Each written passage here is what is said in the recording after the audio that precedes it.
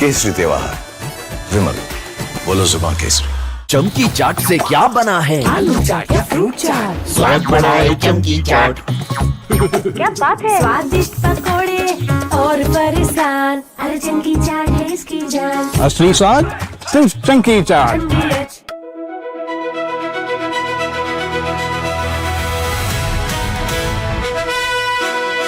By the way, viewers, I'm driving in Delhi with Delhi wala boy Aman Gupta, who is too busy waving to his fans than talking to me. Please come down to earth, Aman. Yes, I am sorry. You're on my show. I forgot. This is not your show. This is my show. Stop waving to your fans. Be modest. Now everybody look. बात करेंगे। अरे आप politician हो, आप politician हो, आप ये क्या कर रहे हो? This is too much. आपने बोला हम्बल हो, मैं हम्बल हो रहा हूँ।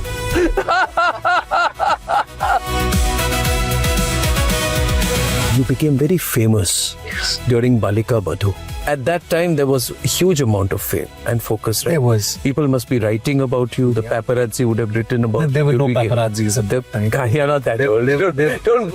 No, I mean it. There were no paparazzi. You were no paparazzi at that time. There were no paparazzis. This has happened now. This is There was.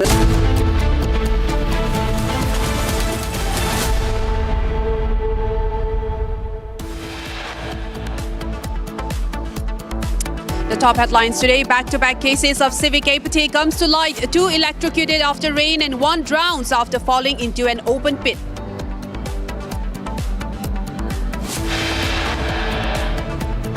Two daycare caretakers arrested for allegedly physically abusing toddlers at a daycare in Bengaluru. Prime accused sent to 14-day in custody.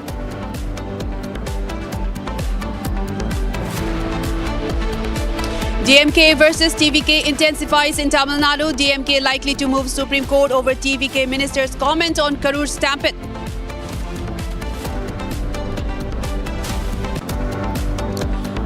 Government orders removal of controversial apps stalling battery vehicles. Apps like BAT, BMS, Lossigi to be removed.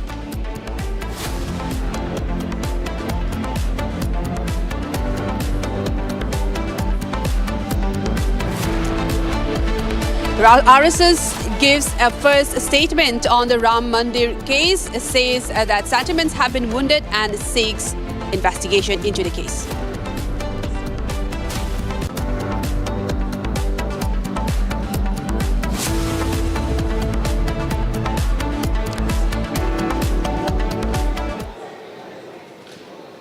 All right, viewers, we have the first story of the day. We are shifting focus to Maharashtra, where civic apathy and negligence has killed 3 people so far, and a motorcyclist was also affected by this rainfall, heavy rainfall, where a tree also fell on him. In the latest civic apathy negligence in Maharashtra, a child also drowned.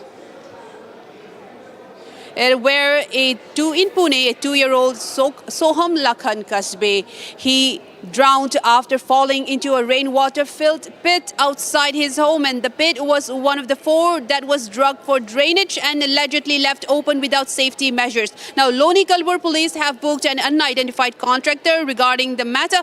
In Mumbai's Mumbai area, 17-year-old Alia Muhammad Sajid Chandiwala died of electrocution on Wednesday evening. She came into contact with a live current while she was walking through a waterlogged stretch near her building's Iron Gate. Her family says complaints about voltage fluctuation to torrent power were ignored. Police have booked power officials for negligence. And in another case in Nagpur, Tajpur area, 65-year-old Afroza Begum died instantly from an electric shock while returning from a grocery store. Live current had spread through the water accumulated that was on the road, allegedly due to negligence by municipal corporation contractors and electricity officials. And now in all of these 3 cases, residents are demanding accountability, stricter safety enforcement and compensation for the victims' families as well. I'm joined by my colleague Revati live from Mumbai, who has been tracking these cases in great detail. Revati, we continue to stay on this story. This has raised many concerns regarding the civic apathy and also the administration's negligence. As we were speaking earlier, this was about the apathy and the negligence by the administrations. We know that pre-monsoon checks has to be done with regards to how there should be waterlogged checks, there should be electrocution checks that can be prevented. What is the latest that we're tracking as of now, as more people seems to be affected by the monsoon that has hit in Maharashtra, and these civic apathy like the water pit being waterlogged and electrocution continues to claim lives? Right, as you rightly mentioned, that the monsoons have hit hard on Maharashtra, and this is the very first spell of monsoon, and yet the condition is already worsened. And in the upcoming days, when the monsoon gets dense and more torrential rains will be recorded, and, then the situation what will be the situation is the question now, which is raised by the residents here, by the people here, by the public here. Now coming to the incidents which is recorded in last 48 to 72 hours. They are shocking incidents and an example of mere negligence. The most important incident which happened in Mumbai here is that an 11-year-old boy lost his life when he was traveling in his school bus, and a big tree fell on him. Vihan is the name of that boy. And also the shocking part to this incident is that when there was a concretization of that very road where the tree fell, the survey was done, and the authorities knew that the tree was very weak at the root, yet the tree wasn't uprooted and shifted somewhere else. Then who is to be held accountable for this particular incident? Though the BMC officials are suspended for this, but is suspension enough? In considering this incident, other incidents are in a similar way, though there are compensations given or there are suspension made, but is that enough to compensate where a life is lost? 17-year-old has lost her life. A 2-year-old boy in Pune has lost his life because there was an open pit where there was water logged because of the pit which was dug for the sewage water, and there was no security measures. So now the accountability in these matters is still questioned. Over to you. Right.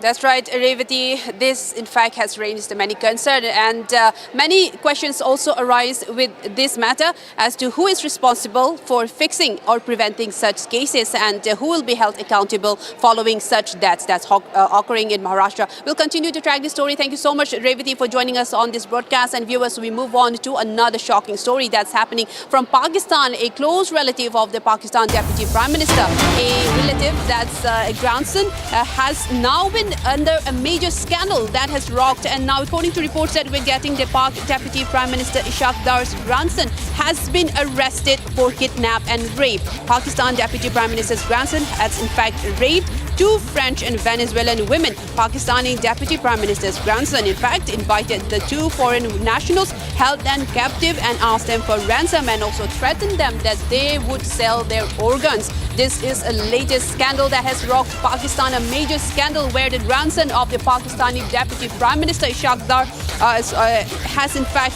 raped, and now police are investigating the case. 2 women of foreign nationals, 1 French and 1 Venezuelan, they met in Singapore in 2025, and in fact the grandson of the Deputy Pakistani Prime Minister arranged the visas for them, and upon arrival they have been held captive, and there have been many accomplices to this, as reports are saying they have been gang raped in this, and also they were held captive for a very long time, and in fact they were threatened that their organs would be sold if any word occurs regarding this. This is a big scandal that has rocked the Pakistan government. This the grandson of the Pakistani Deputy Prime Minister being arrested. I'm now joined by Gursimran, who has more details into this. Gursimran, this is a major scandal that's happening in Pakistan government, and in fact the police have arrested the grandson, but the question remains, will the justice be provided, because this is a person very in close proximity to the Pakistani government and now charged with rape and ransom, and also there have been threats as the victims claim that their organs would be sold. This is a major story that's developing. What's the latest? Can you add more into that, Gursimran? See, justice has been the first casualty when it comes to high-profile cases in Pakistan, especially linked to those at the helm of affairs and holding the powers. This we have seen in the number of instances that have been reported. Now coming to this instance that involves the grandson of Ishaq Dar, the foreign minister and the deputy prime minister of Pakistan. He has been identified as Mohammad Raza Dar, and important to mention that this all started from the last year. It was the last quarter of 2025 when Raza Dar went to Singapore, and he met two foreign nationals. One of them was from Netherlands, and second from Venezuela. And then over some 7 months time, they exchanged the WhatsApp messages, some communication they had over internet, after which they were invited to Pakistan by Raza Dar. Being from an influential family, they came to Pakistan. All the arrangements were made by Raza Dar, but then all of a sudden they were taken hostage, they were held captive, and then they were threatened of even their organs being sold after the threats of killing them. Now the FIR has been registered for kidnapping as well as the sexual assault. Now 5 accused in total have been arrested. There are allegations of the gang rape also. Now they have been apprehended, including the prime accused, the grandson of the Pakistani deputy prime minister and the foreign minister Ishaq Dar, and now the investigation is underway. But yes, the main question remains to be whether there will be justice that will be served, or like other cases in Pakistan, the high-profile cases, this also will be put under the carpet. Thank you so much for all of those inputs, Gursimran, and we'll continue to track this story and get back to you as it develops.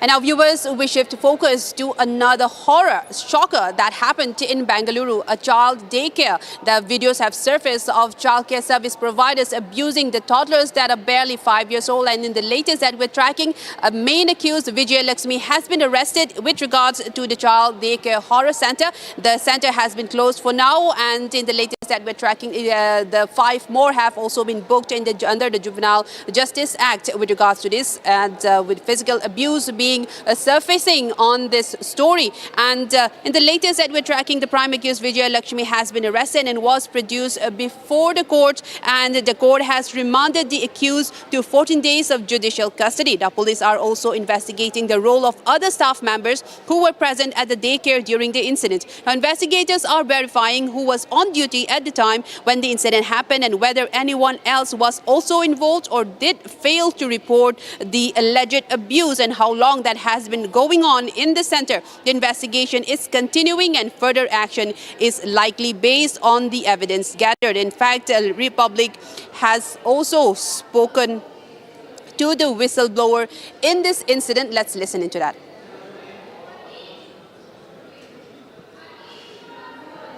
Problem चल रहा है video वो बच्चे के लिए ऐसा डरा रहा है मंजुला और उसका साथ में 4 आदमी मेरे को तो कॉल किया था ऐसा हो रहा है करके हमें तो बोला ठीक से ऐसा वीडियो करो करके हम बोला है उसलिए पहले इनको तो उन्होंने अपोजिट लड़ दिया है क्या बात है लड़ दिया हमारा मम्मी तो उनको पूछे ऐसा तुम बच्चे के लोग वैसा नहीं करना अभी किया तो थोड़ा प्रॉब्लम हो जाएगा कुछ को बताए तो पेरेंट्स लोग हुए तो हमने हल्डाएगा करके बोला तुमको उसमें नहीं चाहिए तुम आराम से कैसे आ रहा उसको काम देख के चलो करके बोला वो पूछ के नेक्स्ट डे मेरा मम्मी को अपोजिट लेटर दिया है सर तुम काउंसलर नहीं चाहिए करके उसका हायर ऑफिसर आके बोला है ऐसा ये आंटी ऐसा नहीं है ठीक है करके वो बोल के अभी तो उनको भी पता नहीं इनको काम से निकाला लिया ऐसा इंसिडेंट सब भी चल रहा है सर अंदर। आपका मम्मी पहले कहाँ पे काम कर रहे थे? नहीं इसका पहले कुछ अपार्टमेंट में काम कर रहा था वो कोई रेकमेंड लिए उधर बेबी केयर को गया था 1.5 मंथ तो अभी काम को जाके सिर्फ 1.5 महीने के पहले she joined the corporate company का डे केयर 1.5 मंथ में आया था। ये इंसिडेंट कब हुआ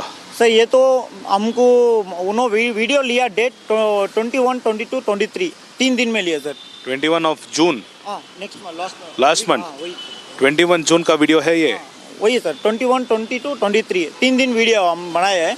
मम्मी बनाया तुम वीडियो लो, हमें तो कानून रीति जाएंगे करके हम बोल के वीडियो लिया था सर। ठीक है, 3 दिन का वीडियो में एक ही बच्चे थे, नहीं तो अलग अलग है। वो 3 लोग बच्चा है, 2 लेडी है, 1 जेंट्स है। वो जेंट्स के लिए क्या करता है, पानी मारता है शावर में था फेस के लिए, और 2 बच्चे के लिए क्या करता है, वॉशरूम में डालता है। वो तो मम्मी मम्मी करके वो साउंड करता है, तब ये लोग देख के वीडियो कर रहे थे। ठीक है, अगर आपका कंप्लेंट कॉपी में है टॉयलेट का गन मुंह में डाल रहे थे, वॉशिंग मशीन के अंदर बिठ रहे थे, वीडियो है सर। टॉयलेट गन का भी वीडियो है? हाँ वीडियो है, वही वीडियो ऑलरेडी चाइल्ड ऑफिस को दिया है, वो तो कानून रीति वो कर रहा है सर। अभी वीडियो है 21, 22, 23 का, और उनका आपका मम्मी और सुपरवाइजर का बात क्या हुआ? सर बात कुछ नहीं हुआ, ये तो उनको पूछा है ना, ऐसा बच्ची के लोग ऐसा नहीं करना, तुम ऐसा करे तो कुछ प्रॉब्लम हो जाएगा करके बोला है। तो वो नेक्स्ट डे मम्मी का पर गलाटा किया वो, तुम 24 तुमसे काम से निकालने आएगा करके।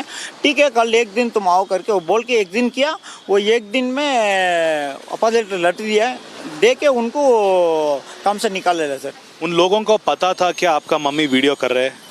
नहीं, उनको तो मालूम नहीं वीडियो किया, तो वो वीडियो तो सीक्रेट इधर से रख के हमें तो वीडियो कराया, तब वो 3 दिन वीडियो कराया सर। 26 आपका मम्मी का last working day? Last date है, वो दिन भी पेमेंट डाल दिया वो लोग। वो पेमेंट का देता है 15th है, 15th का पहले ये क्या करता, मंजुला बोलता है तुम वीडियो किसको भी नहीं देना, उसको तुम्हारा पेमेंट होता आज ही डाल दिएगा करके पेमेंट डाल दिया है। वो तो एक ही वीडियो उन्होंने शेयर कर लिया सर, मंजुला। हाँ मंजुला। कैसे? वो तो अपोजिट लेटर हमारा बेटा के लिए भेजो करके हमारा मम्मी दे रहा है, वो तो क्या कर रहा है, वो तो नहीं भेज रहा है। उसका ये वीडियो देख के वीडियो शेयर करके नेक्स्ट डे क्या करता है, इवनिंग 4 o'clock वीडियो फ़ोन देता, वो फ़ोन में देखे तो मंजिला एक वीडियो ट्रांसफ़र कर लिया सर। वो असॉल्ट और अब्यूज का वीडियो आपका मम्मी का फोन से मंजुला का फोन को गया था? हाँ गया है, वो एक वीडियो गया है, उसका पहले 2 वीडियो हमारा पास है, टोटल 3 है। 3 में एक उसमें कोई मिस हो गई ले लिया है, और 2 वीडियो हमारा पास है, वो 3 भी मिला के हमें ऑफिस में दिया सर। ठीक है, आपका when did you complain to the child protection officer? Sir वो दिया, कानून क्या है वो करेंगे करके। कब दिया? सर वो थर्सडे कॉल किया था उनको, थर्सडे कॉल करके ऐसा वीडियो है सर करके, वो इमीडिएटली शेयर करो क्या। मैं उनको पूछा सर पक्का वही ऑफिस है ना, तुम हमको कानून नीति करेगा ना, तुम कुछ प्रॉब्लम नहीं करेगा ना करके बोल के वीडियो दिया है, वो तो कानून नीति कर रहा है सर। हाँ वो वीडियो अभी FIR हुआ है HL में, 5 लोगों का बारे में FIR में नाम भी है, एक आदमी अब्सकॉन्डिंग है और वो मंजुला है। वही मंजुला है सर, वही मेन सुपरवाइजर वही है, मेन वही है आदमी से, वो तो अपस्टैंडिंग में है। वो तो बोल रहा है सबको यही कर रहा है, वीडियो छुपके फाइल ये करके बोल रहे हैं, वो तो मंजुला अपस्टैंडिंग हो गया ना, वही तो वीडियो वही, वो अक्यूज्ड फर्स्ट वही है सर, मंजुला वही है A1, वही सब प्रॉब्लम क्या है, उसको डिस्टर्ब होता ऐसा बच्ची रो है तो डिस्टर्ब होता करके ऐसा हम करता है करके बोल रहे थे। ठीक है, अभी your mother has been brought to the police station, has the police informed you as to why she has been brought? Inquiring करना करके बोल के लेके गए सर, अभी तक कुछ पता नहीं है, अंदर है कुछ क्या चल रहा करके हमको पता नहीं आ रहा। ठीक है, what do you feel, was there any fights between your mother and the people working there?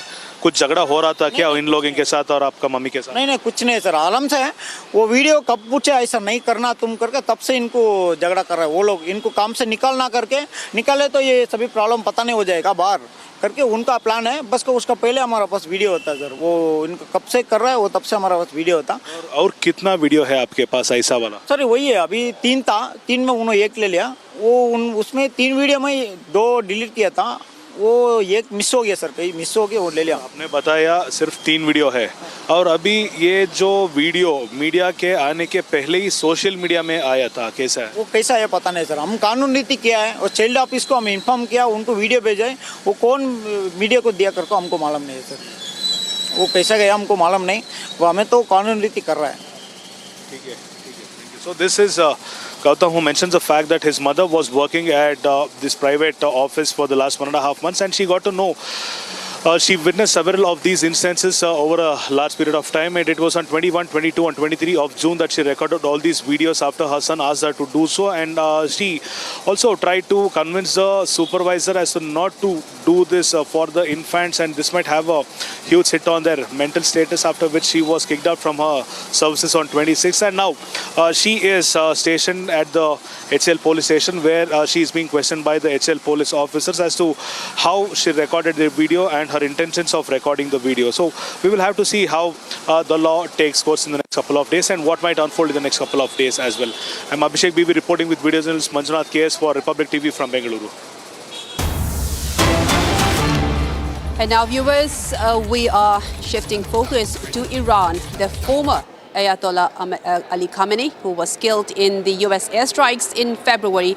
His funeral is being observed today, and in the process where several international delegates have arrived to participate in the farewell ceremony for former Supreme Leader Ayatollah Ali Khamenei. These are live visuals. His coffin was brought to Tehran, and a final farewell by the people and international delegates have also arrived right now to bid farewell to the former Iranian Supreme Leader who held the power in Iran for many years.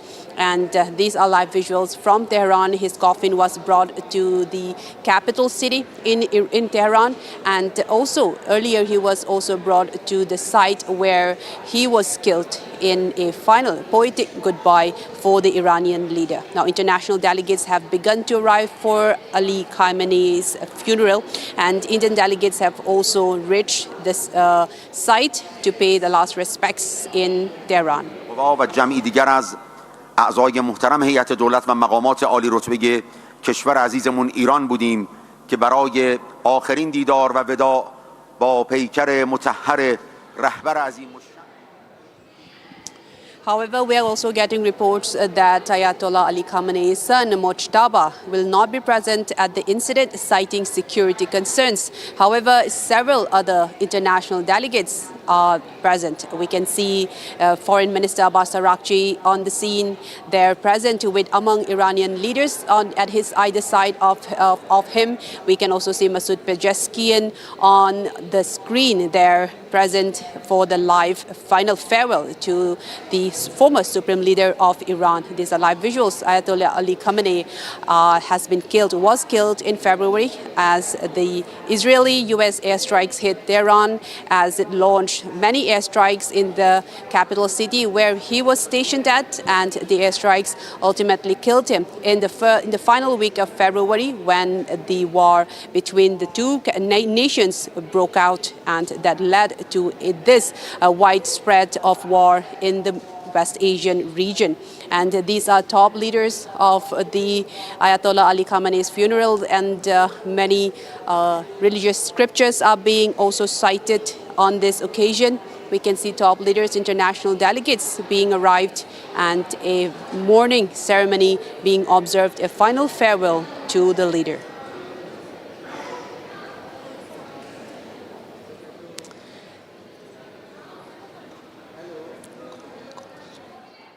And also, this is being observed as a mass funeral, and we're getting reports that there would be a week of mass funeral events with regards to the ceremony. And the body of the Supreme Leader, Ayatollah Ali Khamenei, he was lying in a state of a vast hall in Tehran, and many clerics and officials and many foreign dignitaries and other mourners paid their respect after his 37-year rule. And decades he had a grip in Iran and ruled Iran, and now a mass funeral procession was also carried out on this. Well, at the start of the 4-month war, he was killed in the US-Israeli airstrikes, and his body, Khamenei's body, was expected to be taken to Qom, Nazaf, and Karbala as well. These are some Shiite centers of Iran and Iraq, and this is a mass funeral observation. And now a week of observation will be carried out, and many clerics are being gathered, including foreign delegates in this. And after a week of observation, the leader would be laid to rest.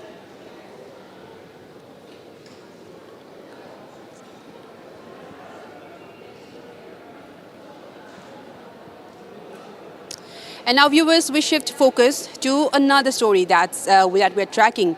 A China Out of Tibet campaign. Out of the UN headquarters in New York, a man self-immolated with the sign China Out of Tibet. A man self-immolated. These are some of the visuals that we're tracking. Let's take a look at this report.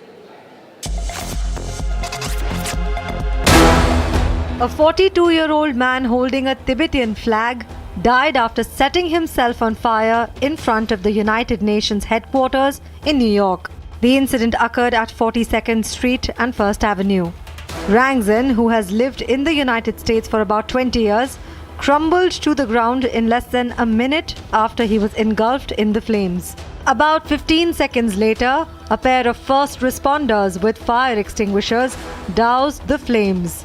Police were spotted at the scene carrying sheets of paper, one of which said China Out of Tibet, a slogan commonly associated with the Tibetan independence movement or contemporary Free Tibet movement. The man was taken to Bellevue Hospital and later pronounced dead, according to the police. Law enforcement are investigating the self-immolation. Officials say they were not able to comment on what prompted the man to set himself on fire. And now, viewers, with that we come to the end of this bulletin, but we'll continue the story on the other side as after the break we continue to track the story of the Bengaluru daycare horror, where one prime accused has been arrested and 5 booked in under the Juvenile Justice Act. We're getting all of these and more coming up after a short break.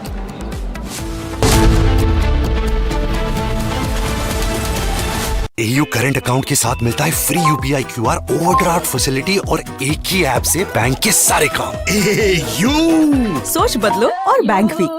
प्यास बुझाए, ठंडक लाए, सबको भाए जीरा से। MTH का जलजीरा जीरा से। जीरा से असली रिफ्रेशिंग, असली स्वाद, असली मजा। MTH। रानी, इस घर में कुछ है जो टूटता नहीं। ये पिलर कभी नहीं टूटेगा। रुंगटा स्टील TMT से बना। रुंगटा नहीं तो घर स्ट्रॉन्ग नहीं। रुंगटा स्टील TMT बार एकदम सॉलिड। थोड़े में ज्यादा स्वाद, यही तो है इसकी खास बात। वाओ मामा, क्या स्वाद है? अरे मेरे राजा, राजा आरती और मसाला।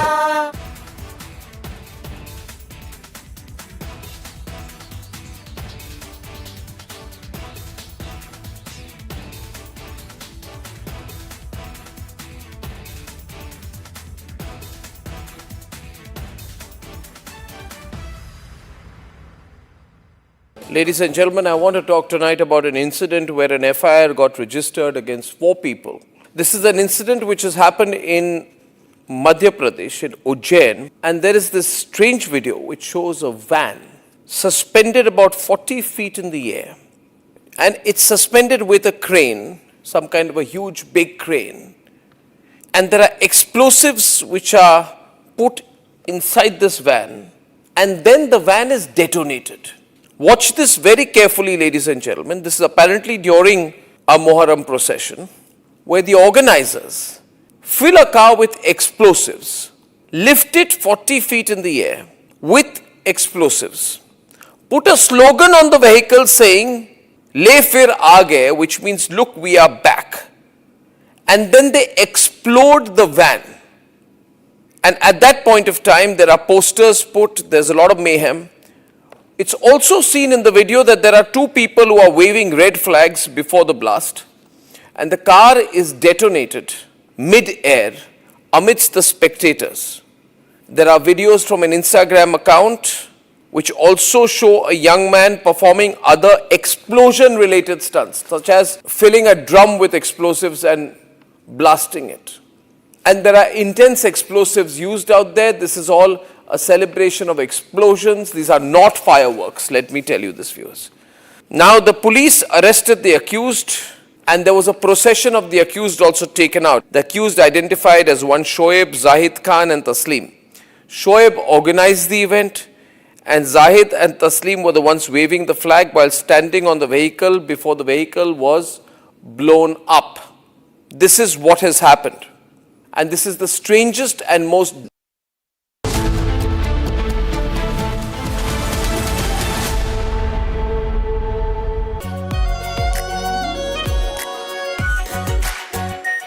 Are pure shahi paneer masala, delicious, healthy everyday.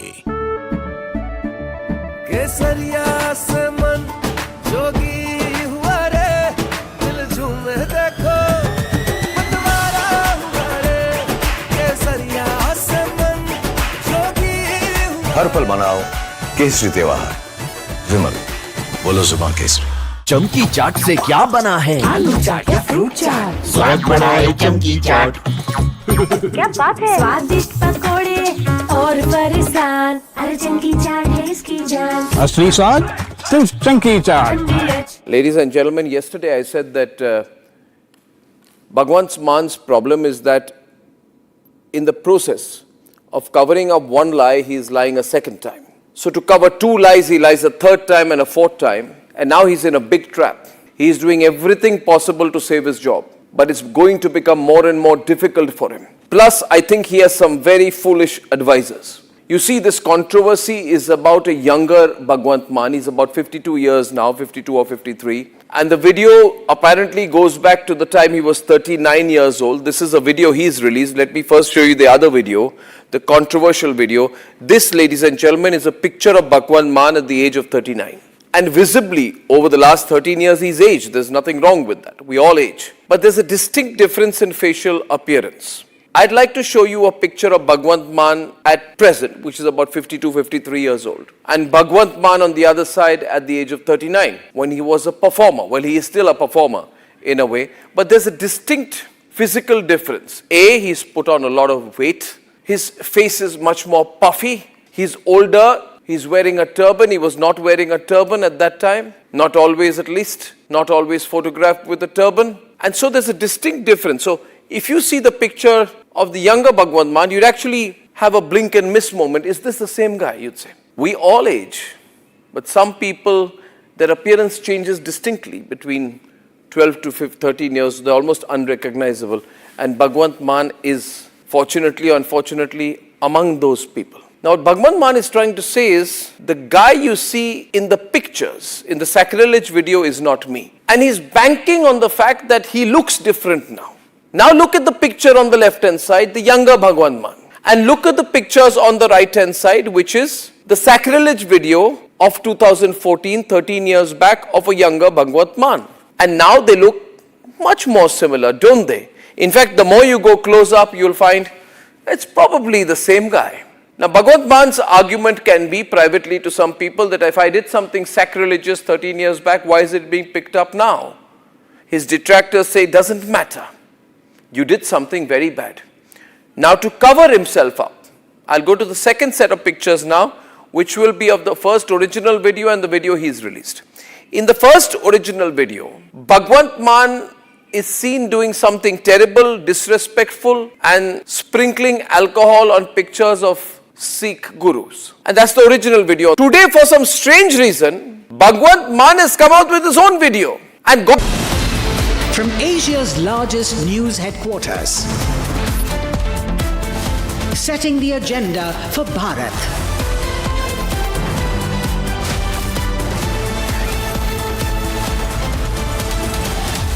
You're watching Republic.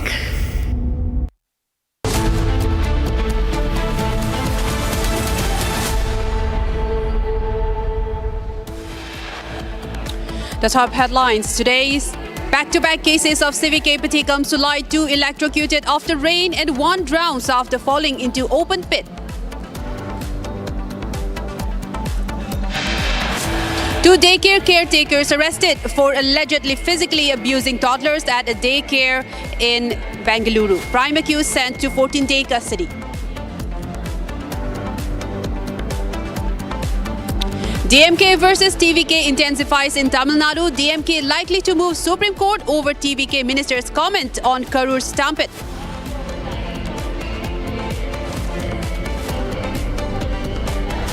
Government orders removal of controversial apps stalling battery vehicles. Apps like BAT, BMS, Lossigi to be removed.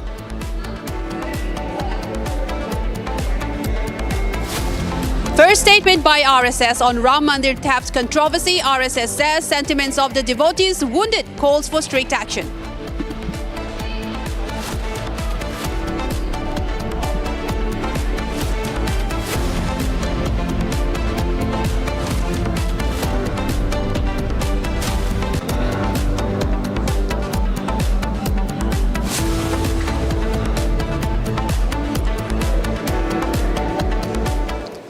Now, viewers, in a major anti-terror crackdown in Gujarat and Maharashtra, in Madhya Pradesh, I stand corrected, 8 terrorists have been arrested by the ATS.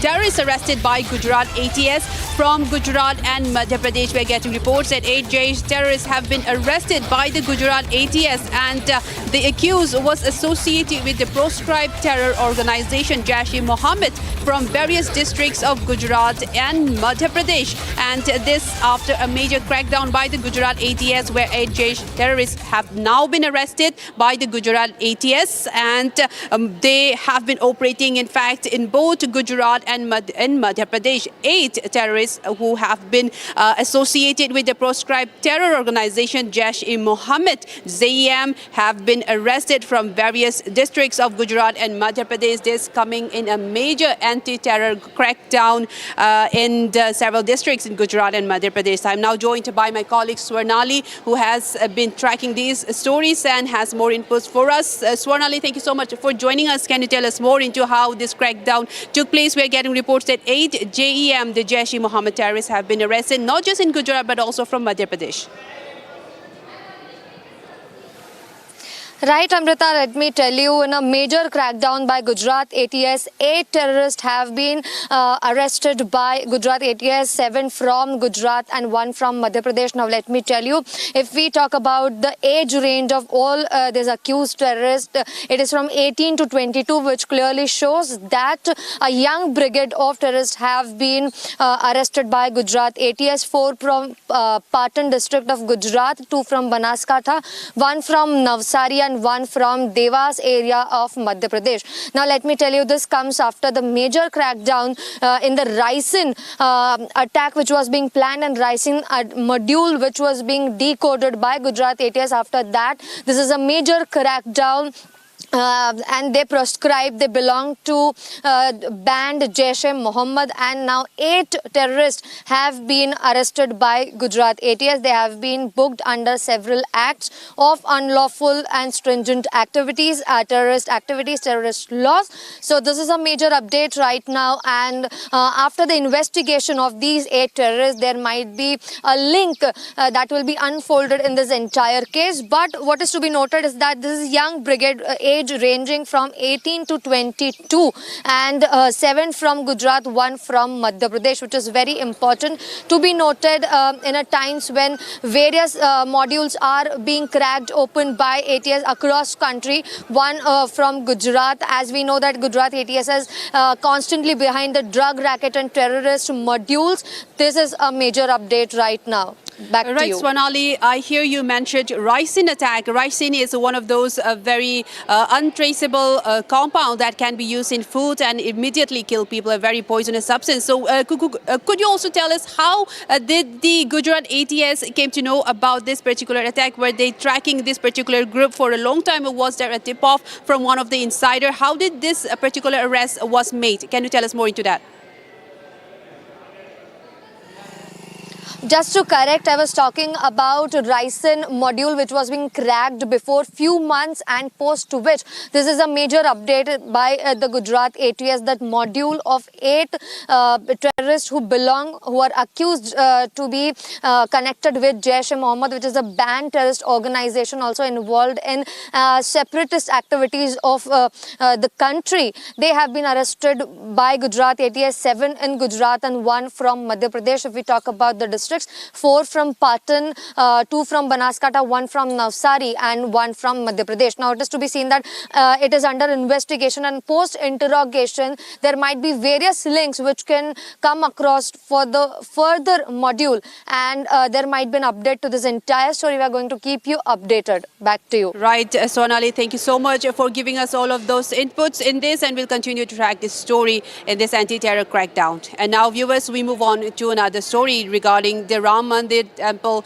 donation theft controversy. The RSS has issued its first statement in this, and on this, RSS has said that the RSS General Secretary has said that the whole incident has in fact hurt the sentiments of the devotees and has called for a strict action against those, saying that those guilty should be brought to justice. This is in regards to the Ram Temple donation theft controversy, where 8 of those accused have been sent to judicial custody and several investigations still being carried out of police conducting raids in the residence of those accused. And we also have the statement of the RSS General Secretary in this regard. Let's take a listen to that.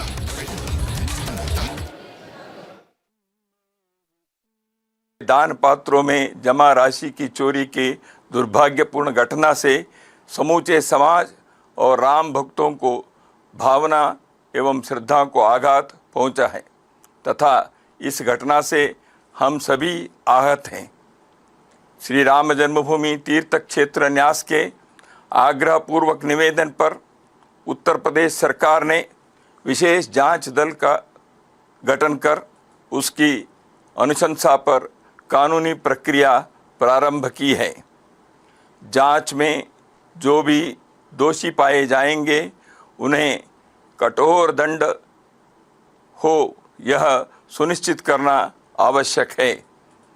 राष्ट्रीय स्वयंसेवक संघ सहित संपूर्ण हिंदू समाज की न्यास से स्वाभाविक ही अपेक्षा है कि इस घोर निंदनीय घटना को असाधारण मानकर गंभीरता से व्यवस्था एवं संचालन की सभी कमियों को दूर करने हेतु परिणामकारक कदम उठाए ताकि अयोध्या मंदिर पर करोड़ों राम भक्तों की आस्था व श्रद्धा अखंड एवं अटूट बनी रहे।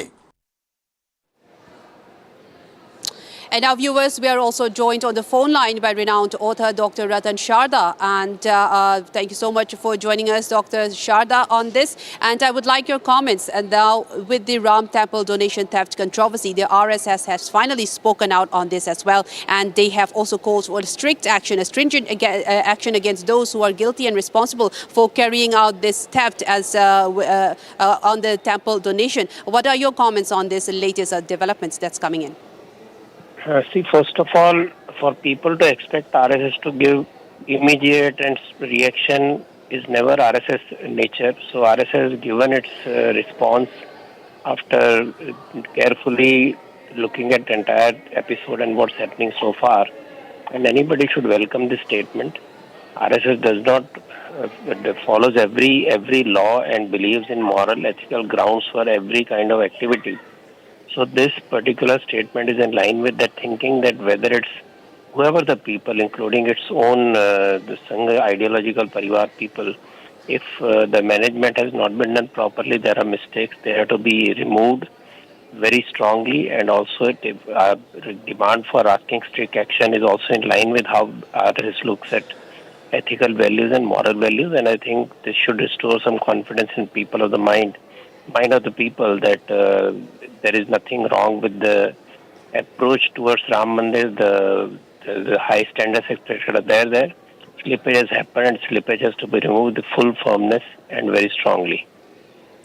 And also, sir, I'd like your comments on how this has also turned and evolved into a political battleground. Now, we have also heard a few days ago the UP Chief Minister saying that a strong crackdown will be taken place, and he also said that there will be no compromise. This is the stance of the UP government. And well, several opposition have also attacked by taking this instance and in trying to attack the government. So will this turn out into a larger political battle in UP, the Ram Temple controversy that we are seeing as of now? See, it was very hypocritical of the opposition people who never believed in Ram, who never believed in his existence, never supported the Ram Janmabhoomi agitation. In fact, they were the people who fired upon the Ram Bhakts, and these are the people who ridiculed Ram in the court. They denied the history and even refused to visit the Mandir for last 2 years or 3 years. Today they are asking for coming out as strong Ram Bhakta and trying to create dissension in Hindu society and create doubt about the trust and the people involved in this movement has been exposed that nobody is looking for any escape route. We are all there to see to it that the faith is restored.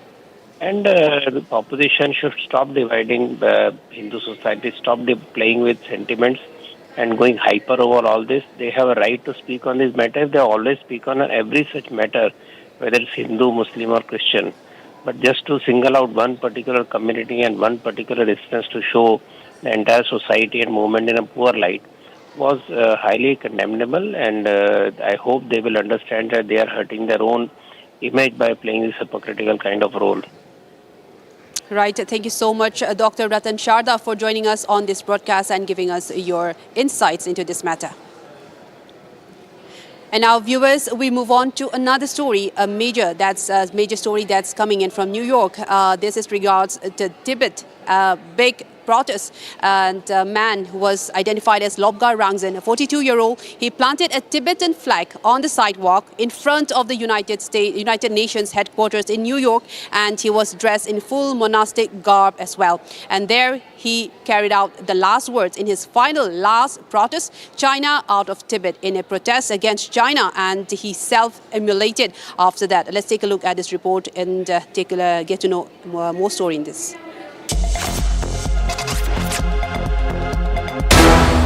A 42-year-old man holding a Tibetan flag died after setting himself on fire in front of the United Nations headquarters in New York. The incident occurred at 42nd Street and 1st Avenue. Rangzin, who has lived in the United States for about 20 years, crumbled to the ground in less than a minute after he was engulfed in the flames. About 15 seconds later, a pair of first responders with fire extinguishers doused the flames. Police were spotted at the scene carrying sheets of paper, one of which said "China out of Tibet," a slogan commonly associated with the Tibetan independence movement or contemporary Free Tibet movement. The man was taken to Bellevue Hospital and later pronounced dead, according to the police. Law enforcement are investigating the self-immolation. Officials say they were not able to comment on what prompted the man to set himself on fire. So the Defense Ministry is Ritik ne bheja. And now, viewers, in a big breaking news, we have the Defense Acquisition Council, the DAC, under the chairmanship of the Defense Minister, has accorded acceptance of necessity in principle, approving for the Defense Forces an estimated cost of about 52,000 crore rupees. The DAC has approved acquisition worth 52,000 crore rupees in a major step to enhance India's combat readiness. And now this for the Indian Army, the approval was granted for the procurement of anti-unmanned aerial vehicles, electronic warfare system like the Akash Tarang, and the man-portable anti-tank guided missile as well, and medium-range surface-to-air missile systems and very short-range air defense systems and active protection systems for the tanks and jet-based kamikaze drone systems. A major acquisition for the Indian Army, and in order to prepare for the defense, for the combat readiness, said 52,000 crore rupees has been approved by the Defense Acquisition Council, and this in the latest as India boosts up its defense and combat readiness.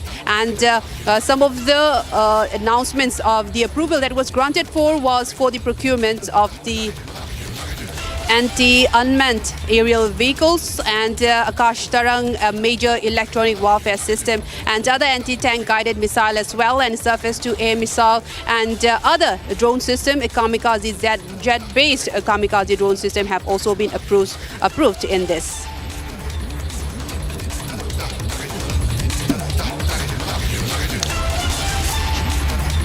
I'm also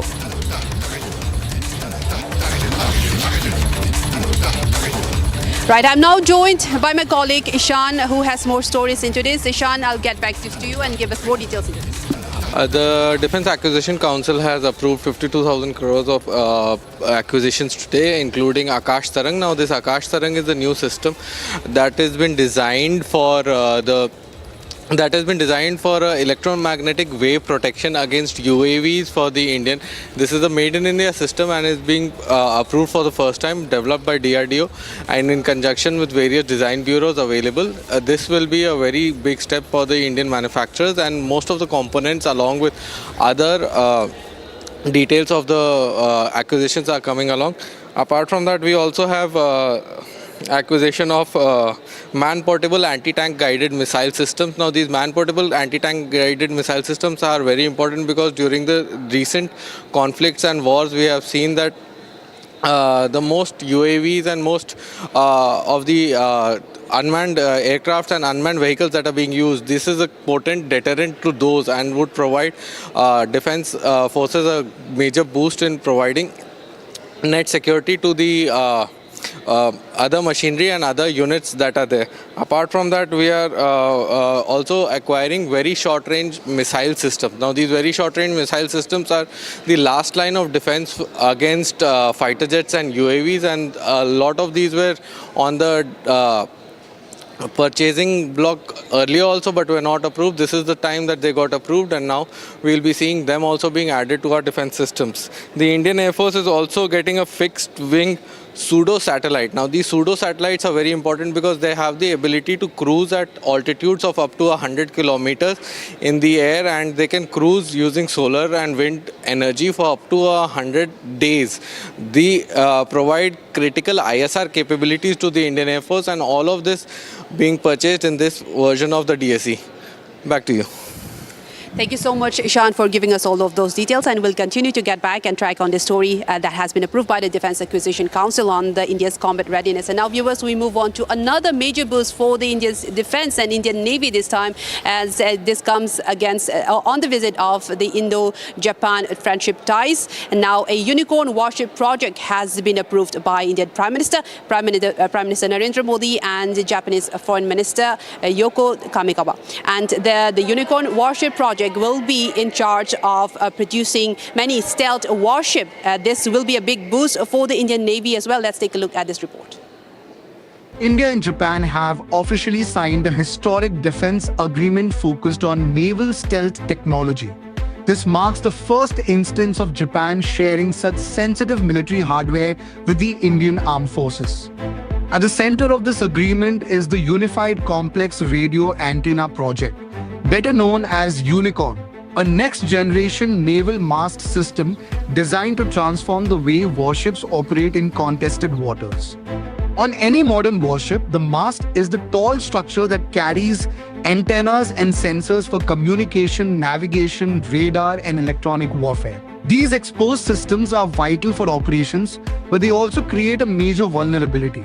Traditional masts resemble a forest of wires, dishes, and rotating radars, each reflecting radar signals back to enemy surveillance systems. This cluttered design increases the radar cross-section of the vessel, making even advanced frigates and destroyers relatively easy to detect and classify. In an age where adversaries employ artificial intelligence to catalog radar fingerprints of individual ships, such visibility is a liability. UNICORN addresses this problem by consolidating all critical systems into a single sleek dome built from radar-absorbent composite materials. Within this aerodynamic structure, engineers have vertically stacked tactical air navigation systems, identification friend or foe transponders, secure satellite communication links, and electronic support measures. This internal arrangement prevents interference between powerful transmitters, ensuring clear and reliable communication across multiple frequencies.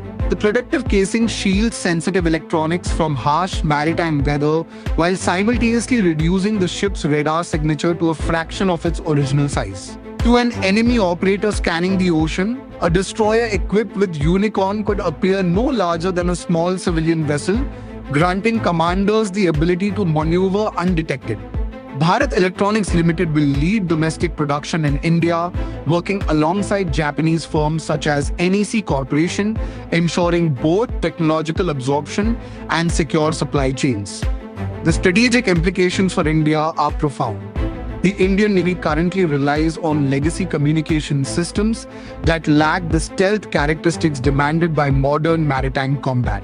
With surveillance networks expanding across the Indian Ocean, adversaries are increasingly capable of identifying vessels based on their unique radar reflections. By adopting UNICORN, India denies rivals this digital footprint, allowing frigates and destroyers to patrol choke points, conduct intelligence missions, and secure trade routes with minimal risk of early detection. local manufacturing ensures that India will not be dependent on foreign imports during crises, strengthening operational autonomy. Japan has already demonstrated the combat readiness of this technology aboard its Mogami-class frigates. These 3,900-ton multi-mission stealth ships were designed for anti-submarine and mine countermeasure warfare, and their most striking feature is the futuristic NOR-A50 mast, the Japanese designation for unicorn. The Mogami class achieves a radar cross-section exponentially smaller than older frigates of similar size, proving the effectiveness of the unified mast in real operations. Over a dozen Mogami vessels are already in service, giving the Japan Maritime Self-Defense Force a formidable stealth advantage. For India, integrating this system into future warships will bring its fleet closer to the cutting edge of naval design, aligning with global trends in stealth architecture seen in advanced Western destroyers and frigates.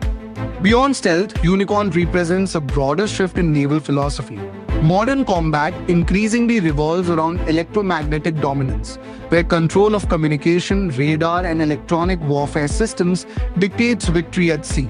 By consolidating these functions into a single protected mast, India and Japan are not only reducing vulnerability but also enhancing resilience. The modular nature of the system allows rapid replacement, ensuring warships remain combat ready even after damage. This adaptability is critical in high-intensity conflicts, where downtime can determine strategic outcomes. The agreement between India and Japan is therefore more than a technical collaboration, it is a statement of strategic alignment. It reflects Tokyo's willingness to share frontline technology with New Delhi, strengthening the Indo-Pacific security architecture. For India, it is a leap into the next generation of naval warfare, equipping its fleet with stealth capabilities proven in Japanese service. As future Indian frigates and destroyers adopt the Unicorn mast, they will become harder to track, more resilient in communication, and better positioned to dominate contested waters. In a region where maritime surveillance and power projection are intensifying, this partnership ensures that India's Navy will not only keep pace, but potentially outmaneuver its rivals.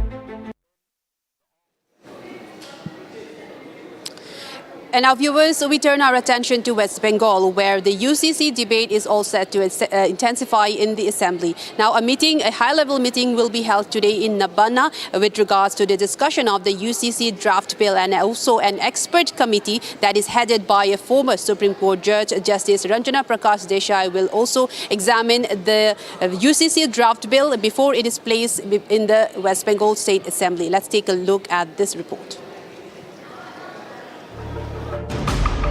The West Bengal government has initiated the next step towards framing its uniform civil code, with the draft bill set to be discussed at a cabinet meeting in Nabanna. The meeting, scheduled for 2 p.m, will be attended by ministers and secretaries from all government departments to deliberate on the proposed legislation.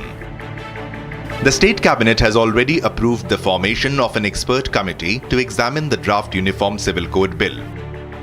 The panel will be headed by retired Supreme Court Judge Justice Ranjana Prakash Desai, who has been given 4 weeks to study the draft and submit recommendations. According to the state government, once the committee submits its report, the draft UCC bill will be placed before the West Bengal Legislative Assembly for further consideration.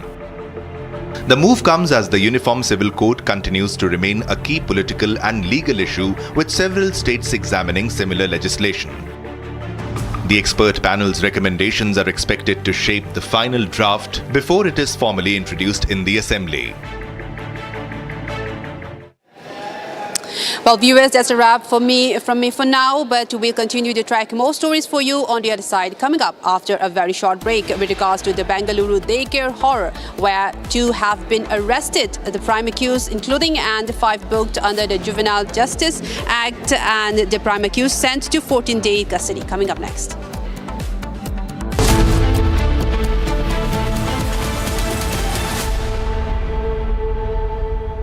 चमकी चाट से क्या बना है? आलू चाट या fruit चाट, स्वाद बनाए चमकी चाट। क्या बात है? स्वादिष्ट पकोड़े और फरसान, अरे चमकी चाट है इसकी जान। असली स्वाद सिर्फ चमकी चाट। केसरिया से मन जोगी हुआ रे दिल झूमे देखो मतवारा हुआ रे केसरिया से मन जोगी हुआ हर पल मनाओ केसरी त्योहार। विमल, बोलो जुबान केसरी। आर प्योर सूजी पास्ता उबालो मिलाओ और खाओ 8 मिनट में तैयार। क्या टेस्ट है सबका राजा R pure masala.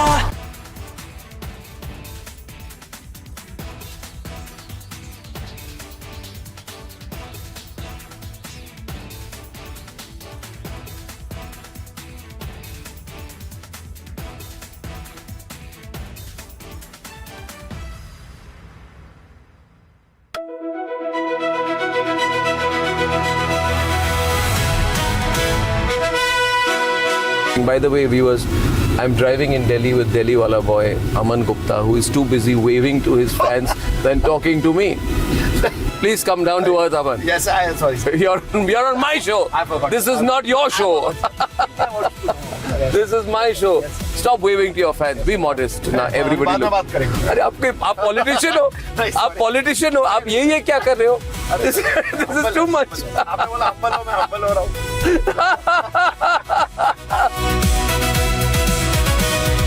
You became very famous during Balika Badhu.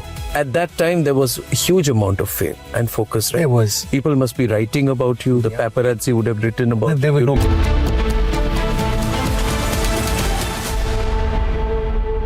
थोड़े में ज्यादा स्वाद यही तो है इसकी खास बात। वाओ मामा, क्या स्वाद है? अरे मेरे राजा, सबका राजा R pure masala.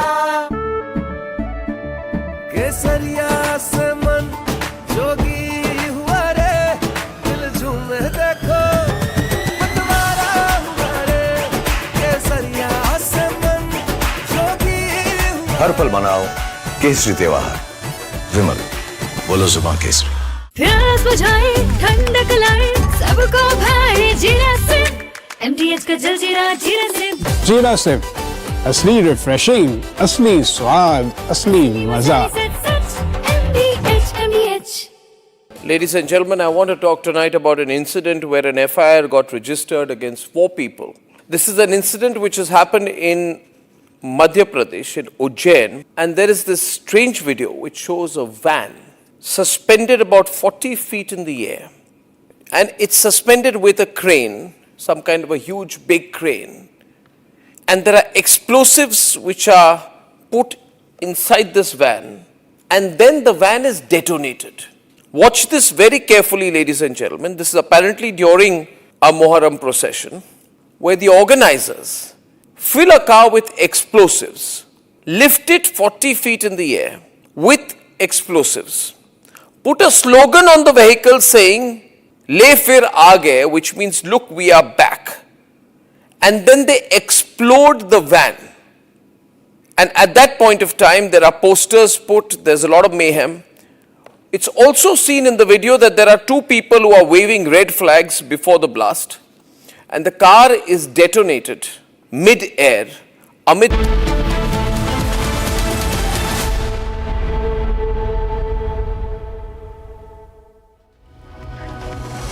Good afternoon, viewers. You're watching Live and Breaking with me, Rakshita Mishra. We're getting you the breaking news. New Delhi has set the record straight on the Indus Water Treaty and given a reply to Pakistan, a strong message to Pakistan sent out by the Ministry of Civil Affairs. We're going to break that statement, but first, a quick check of the headlines at 4:30. The back-to-back cases of civic apathy comes to light yet again. 2 killed after being electrocuted. A child dies after falling into an open pit.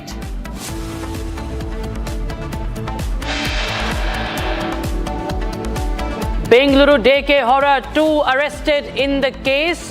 Whistleblower speaks to Republic TV, reveals the details of the expose. DMK versus TVK intensifies in Tamil Nadu. DMK likely to move the Supreme Court over TVK minister's comment on Karur stampede.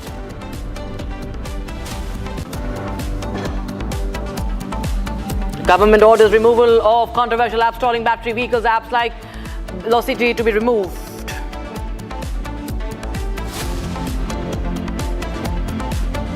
First statement by the RSS on Ram Mandir theft controversy. RSS says sentiments of the devotees wounded, calls for strictest action, urges the trust to restore the faith of the people, the belief of the public.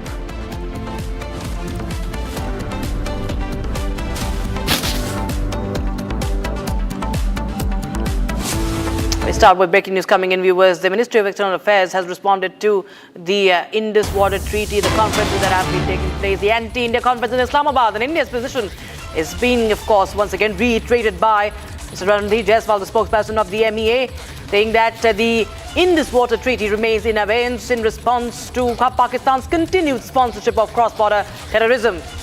MEA says that Pakistan must credibly and irrevocably renounce its support for cross-border terrorism, that Pak needs to put full stop on cross-border terrorism, condemning Pakistan's actions and making it clear that the Indus Water Treaty remains in abeyance. Viewers, this is the first reaction that is coming in on the Indus Summit. That's the first reaction from New Delhi. First reaction from New Delhi coming in on the story Republic TV has been bringing to its viewers.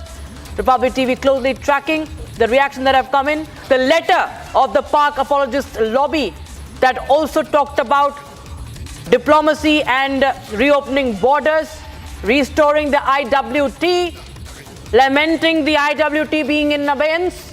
The lobby urging that water supply should be resumed. But New Delhi has set the record straight. Let's take a listen into Ranadhir Jaiswal.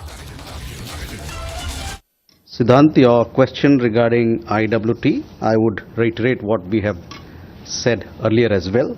India's position on the Indus Waters Treaty is consistent. IWT stands in abeyance in response to Pakistan's continued sponsorship of cross-border terrorism. Pakistan must credibly and irrevocably abjure its support for cross-border terrorism.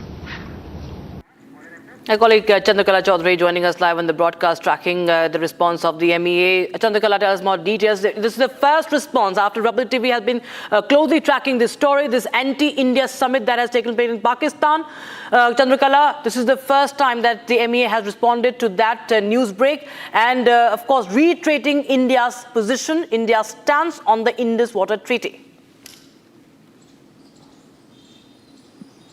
Yes, absolutely. I think India has again restated its position on IWT. Of course, after what we have seen, Pakistan, there has been threats coming in from Pakistan as far as the Indus Water Treaty is concerned. As we know that India has kept the IWT in abeyance since the Pahalgam terror attack. And this statement by India, this is the first ever reaction after Pakistan has threatened India once again as far as the Indus Water Treaty is concerned. We have seen the Minister of External Affairs reiterating what India has to say. Of course, India's position on the Indus Water Treaty is consistent. The IWT remains in abeyance in response to Pakistan's continued sponsorship for cross-border terrorism. Yes, a very, very important statement coming in at this moment. Of course, we have also seen a letter being put out by a few citizens from India and Pakistan for resumption of ties,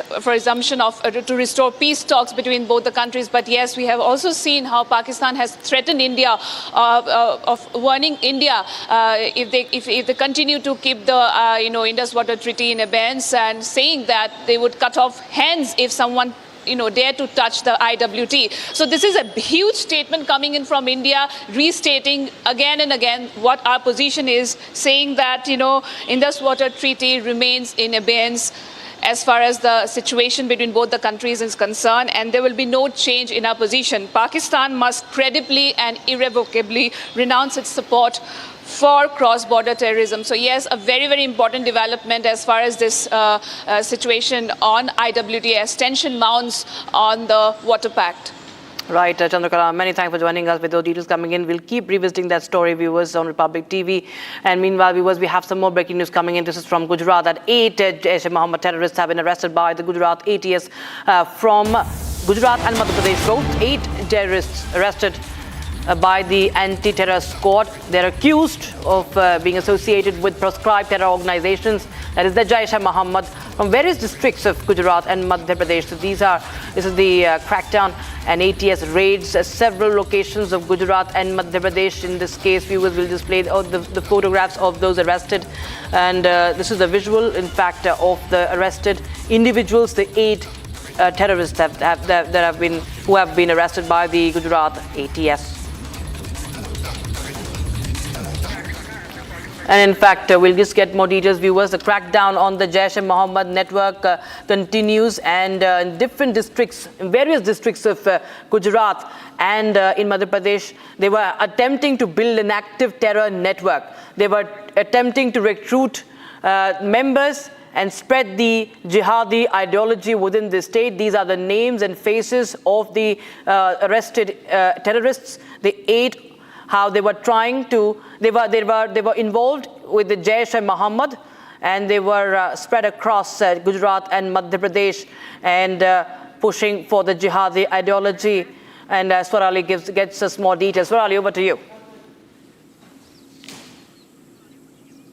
Yes, that's true. Let me tell you, 8 terror accused have been arrested by Gujarat ATS. Now, this comes as a major crackdown, and let me tell you, all 7 are from Gujarat, various districts of Gujarat. On the other hand, 1 is from Madhya Pradesh. If we talk more in detail, 4 are from Patan, 2 are from Banaskantha, 1 is from Navsari, and 1 is from Devas area of Madhya Pradesh. Now, if we look at the age range of all these terrorists, it is from 18 to 22, which clearly signifies that this is a young brigade, brainwashed brigade, connected with Jaish-e-Mohammed, which is a banned outfit, also involved in separatist activities against India.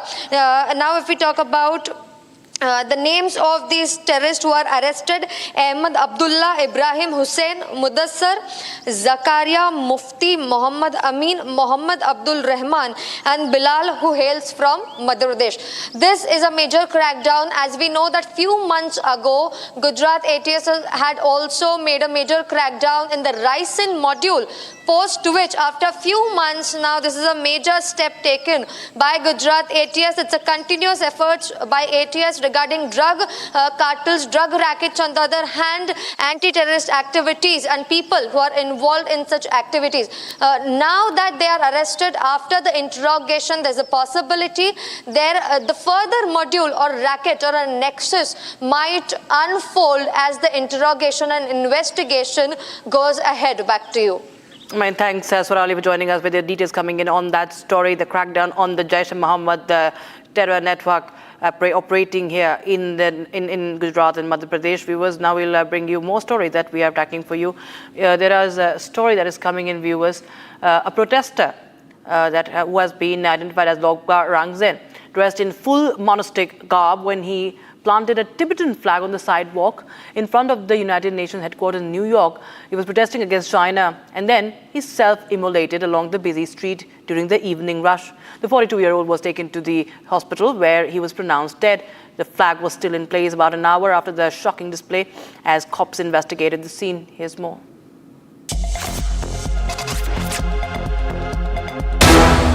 A 42-year-old man holding a Tibetan flag died after setting himself on fire in front of the United Nations headquarters in New York. The incident occurred at 42nd Street and 1st Avenue.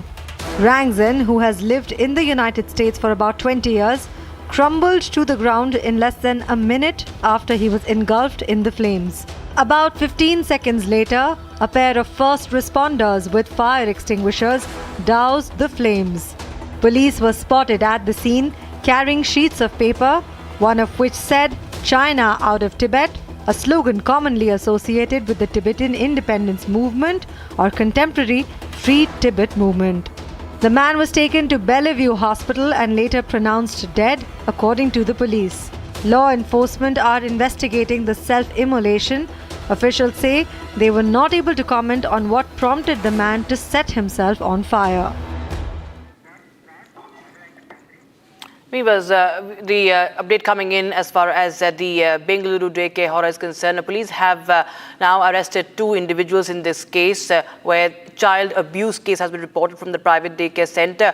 Prime accused Vijay Lakshmi has been arrested and produced before the court, and she's been remanded to 14 days of judicial custody. Police are also investigating the role of other staff members who were present at the daycare during this incident. Investigators are verifying who was on duty at that time and whether anyone else was involved, or they failed to report the alleged abuse. The investigation continues in the matter. Further action is likely based on the evidence gathered. And in fact, we also have the whistleblower on Republic TV who spoke to us. His name is Gautam, and he submitted the video that captured the child abuse. He sent this video to the Child Protection Department, and his mother Sujata allegedly recorded the instance of child abuse inside the daycare. Listen to what he had to say. Mother so what are the developments? Sir already वो तो काम कर रहे हैं baby care में, वो तो ऐसा प्रॉब्लम चल रहा है। वीडियो वो बच्चे के लिए ऐसा डरा है, मंजुला और उसका साथ में 4 आदमी। मेरे को तो कॉल किया था ऐसा हो रहा है करके, हमें तो बोला ठीक से ऐसा वीडियो करो करके हम बोला है। उसलिए पहले इनको तो उन्होंने अपोजिट लड़ दिया है। क्या हुआ था लड़ते हमारा मम्मी तो उनको पूछे ऐसा तुम बच्चे के लोग वैसा नहीं करना, अभी किया तो थोड़ा प्रॉब्लम हो जाएगा, कुछ को बताए तो पेरेंट्स लोग हुए तो हम ना अलडाएगा करके बोला तुमको उसमें नहीं चाहिए, तुम आराम से कैसे आ रहा उसको काम देख के चलो करके बोला। वो पूछ के नेक्स्ट डे मेरा मम्मी को अपोजिट लेटर दिया है सर, तुम काउंसलर नहीं चाहिए करके। उसका हायर ऑफिसर आके बोला है ऐसा ये आंटी ऐसा नहीं है ठीक है करके, वो बोल के अभी तो उनको भी पता नहीं इनको काम से निकाला लिया। ऐसा इंसिडेंट सब भी चल रहा है सर अंदर। आपका मम्मी पहले कहाँ पे काम कर रहे थे? नहीं, इसका पहले कुछ का अपार्टमेंट में काम कर रहा था, वो कोई रेकमेंड लिए उधर बेबी केयर को गया था। 1.5 मंथ तो अभी काम को जाके सिर्फ 1.5 महीने के पहले she joined the corporate company का डे केयर। 1.5 मंथ में आया था। ये इंसिडेंट कब हुआ सर? ये तो हमको उन्होंने वीडियो लिया डेट 21, 22, 23 3 दिन में लिया sir. 21 of June next last month 21 जून का वीडियो है ये? वही सर 21, 22, 23 3 दिन वीडियो हम बनाए हैं। मम्मी बनाया तुम वीडियो लो, हमें तो कानून रीति जाएंगे करके हम बोल के वीडियो लिया था सर। ठीक है, 3 दिन का वीडियो में एक ही बच्चे थे, नहीं तो अलग अलग है। वो 3 लोग बच्चा है, 2 लेडी है 1 जेंट्स है।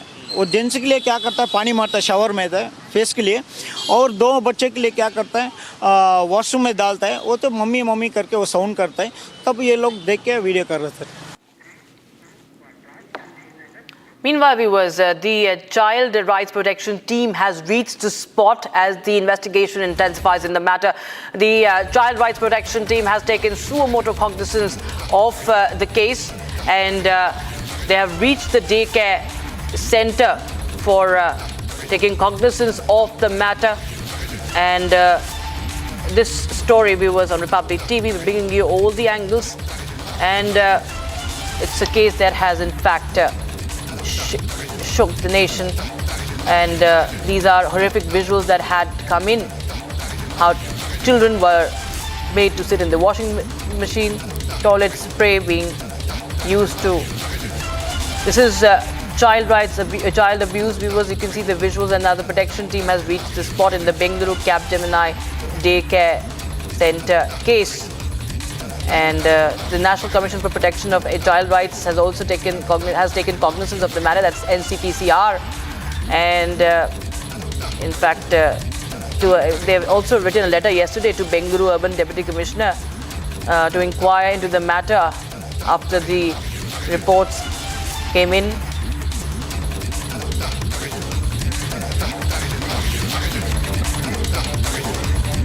And we continue to bring you the more cases that are now coming in as far as the civic apathy, the criminal negligence that is claiming lives of citizens.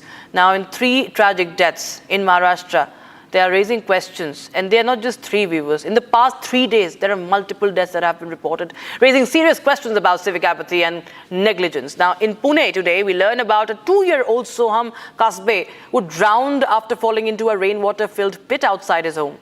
You can see the family, inconsolable. Pit was one of the 4 dug for drainage and left open without any safety measures. Police have booked an unidentified contractor. We should focus to Thane's Mumbra, that falls in Mumbai metropolitan region. 17-year-old Alia Chandewala dies due to electrocution as she came in contact with a live wire while walking through a waterlogged stretch near her building's gate. Her family says that complaints about voltage fluctuation to the torrent power were ignored. Police have booked officials, but the life has been lost. In Nagpur, meanwhile, of Maharashtra, in Tajbagh, 65-year-old Afroza died instantly after receiving an electric shock while she was returning from a grocery store. Live current had spread through the water that was accumulated on the road. And all this is another example of the negligence by the municipal corporation and the officials, the electricity department as well. All the cases, viewers, they are causing now outrage among the residents. They're demanding accountability, stricter safety enforcement, compensation for the victim's family. But it does not end with the compensation. These are repeated incidents every monsoon that are reported.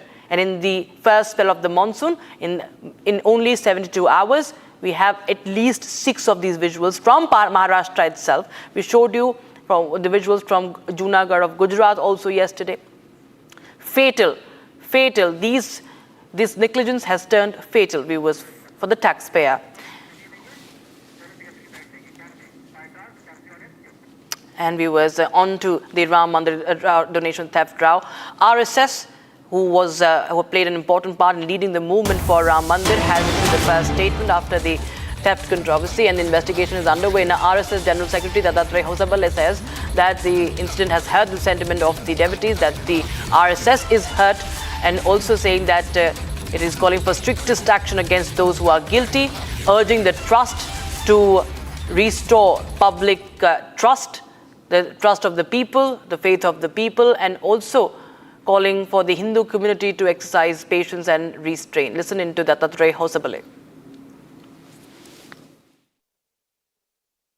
दान पात्रों में जमा राशि की चोरी के दुर्भाग्यपूर्ण घटना से समूचे समाज और राम भक्तों को भावना एवं श्रद्धा को आघात पहुंचा है तथा इस घटना से हम सभी आहत हैं। श्री राम जन्मभूमि तीर्थ क्षेत्र न्यास के आग्रहपूर्वक निवेदन पर उत्तर प्रदेश सरकार ने विशेष जांच दल का गठन कर उसकी अनुशंसा पर कानूनी प्रक्रिया प्रारंभ की है। जांच में जो भी दोषी पाए जाएंगे उन्हें कठोर दंड हो यह सुनिश्चित करना आवश्यक है। राष्ट्रीय स्वयंसेवक संघ सहित संपूर्ण हिंदू समाज की न्यास से स्वाभाविक ही अपेक्षा है कि इस घोर निंदनीय घटना को असाधारण मानकर गंभीरता से व्यवस्था एवं संचालन की सभी कमियों को दूर करने हेतु परिणामकारक कदम उठाए ताकि अयोध्या मंदिर पर करोड़ों राम भक्तों की आस्था व श्रद्धा अखंड एवं अटूट बनी रहे। All right, we are getting an update in the Ketan Agarwal murder case. Both the accused, Sia and Chetan, have been produced in court and they have been sent to judicial custody today in the Ketan Agarwal murder case. Now, the police today sought additional 3 days of custody for both the accused, citing the need for further investigation. They urged for extension to probe the chat records, call details. And now, viewers, the big update is that we can change the breaking. Police has sought, but the judicial custody has been granted.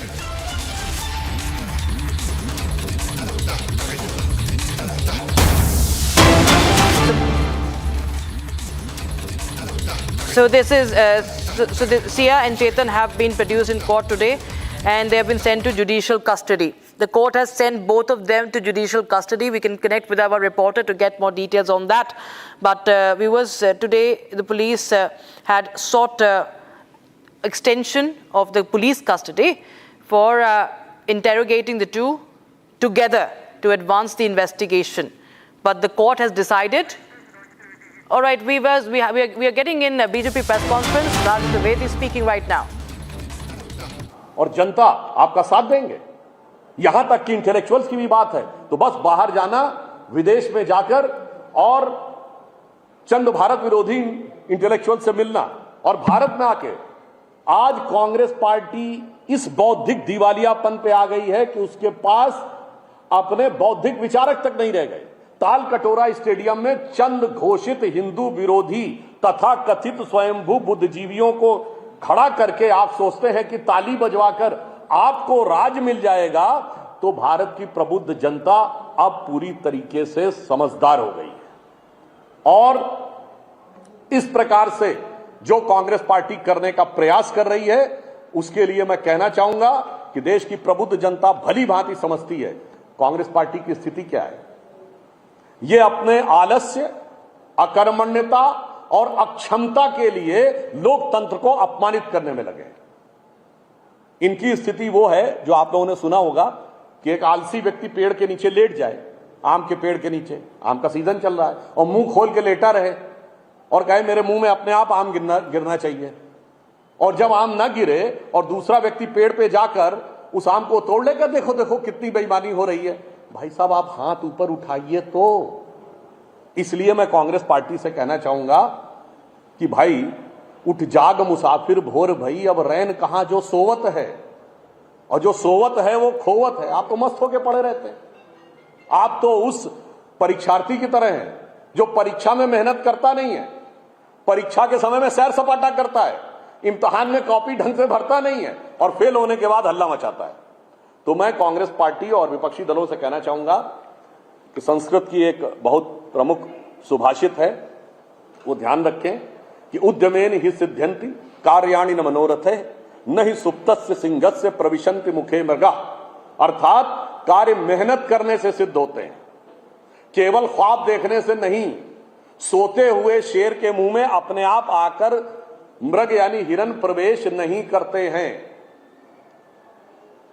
तो Congress party और इन दलों के सामने समस्या क्या है? जैसा मैंने कहा कि ये सामंती शैली में अपनी पार्टियों को चलाते हैं, खुद को शहंशाह समझते हैं, अपने कार्यकर्ताओं को कारिंदा समझते हैं जिनकी जान की भी कोई कीमत नहीं, और जनता को अपनी बंदगी समझने वाला बंदा समझते हैं। तो मैं उनसे कहना चाहूंगा कि अब वो दिन चले गए, अब जनता परफॉर्मेंस पे काम करती है। इसलिए मैं पुनः कांग्रेस को चुनौती देकर कहता हूं, वो दिखाएं उन्होंने कितने कार्यकर्ता सम्मेलन किए, कितने बूथ लेवल वर्कर सम्मेलन किए, कितना अपने कार्यकर्ताओं के साथ काम किया। और दूसरा पक्ष, कांग्रेस और विपक्षी दल सिर्फ विपक्ष में नहीं है, आज सत्ता में भी है। मैं पूछना चाहता हूं, आपका सत्ता का मॉडल क्या है बताइए? आप कर्नाटक में सत्ता में हैं, तेलंगाना में सत्ता में हैं, हिमाचल में सत्ता में हैं। जब हम विपक्ष में थे तो प्रधानमंत्री नरेंद्र मोदी जी ने गुजरात का मॉडल करके दिखाया था, वाइब्रेंट गुजरात शुरू किया था, जो उस समय तक कोई राज्य सीधे इनवाइट नहीं करता था, और आज भी वो चल रहा है। तो पूछना चाहता हूं, आपका मॉडल क्या है गवर्नेंस का? सिर्फ तुष्टीकरण की राजनीति और भ्रष्टाचार, और इसके बाद कट्टरपंथी वोटों का सहारा, अपराधियों का साथ। और फिर मैं विनम्रता और दृढ़ता से कहना चाहूंगा, आप चुनाव आयोग और लोकतंत्र पर तो आरोप लगाते हैं, मगर गांधी परिवार पिछले 30-35 सालों से उत्तर प्रदेश में अपनी अमेठी रायबरेली सीट अकेले लड़ने की हिम्मत नहीं जुटा पाया है। यदि समाजवादी पार्टी समर्थन न दे तो शायद वो अपनी सीट नहीं निकाल सकते। जो अपनी सीट नहीं निकाल सकते, अपनी खानदानी सीट नहीं निकाल सकते, मगर पार्टी को खानदानी जागीर समझना चाहते हैं, मुझे लगता है देश की जनता उनके मंतव्य को भली भांति समझती है। और इसे आप खिसियानी बिल्ली खंबा नोचे कह लें अथवा नाच न जाने आंगन टेढ़ा कह लें, ये तो हल्की बातें हैं, परंतु मैं कहूंगा ये खतरनाक षड्यंत्र है भारत के लोकतंत्र को लांछित करने के लिए। और एक बार फिर जो उस शब्द में लिखा है कि एनार्की बढ़ाने के लिए, यानी अब पूरी तरीके से विक्षिप्त होने के बाद ये हारे हुए दल अपनी शिकस्त का इंतकाम भारत की बर्बादी और भारत के कोहराम में देखना चाहते हैं। Sir, the opposition parties have also demanded the immediate suspension on the ongoing voter verification system. In this letter, they have stated that ongoing voter verification system should be... I just want to ask one question. In Kerala, when the local bodies election happened, it was conducted by the State Election Commission of Kerala. Had they found any discrepancy? In any of their state-run local bodies election, when it was done by their own government, has they found any discrepancy in the voter list, which was for the Lok Sabha and Vidhan Sabha for the local bodies? So this is the problem. And again, Was BJP holding press conference and launching attack on the Congress and the other opposition parties. Meanwhile, we will listen to a very, very short break, but don't go anywhere. We'll continue to bring you the latest updates coming in the Bengaluru horror case, as two have been arrested. The key accused, Vijay Lakshmi, has been sent to 14-day judicial custody in the case.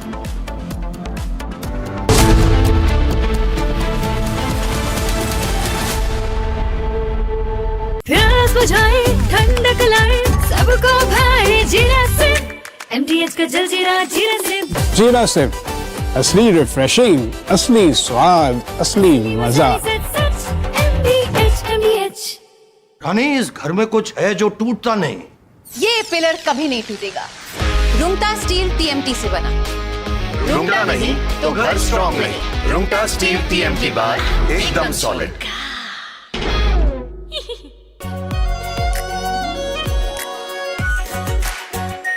Are pure shahi paneer masala, delicious, healthy every day.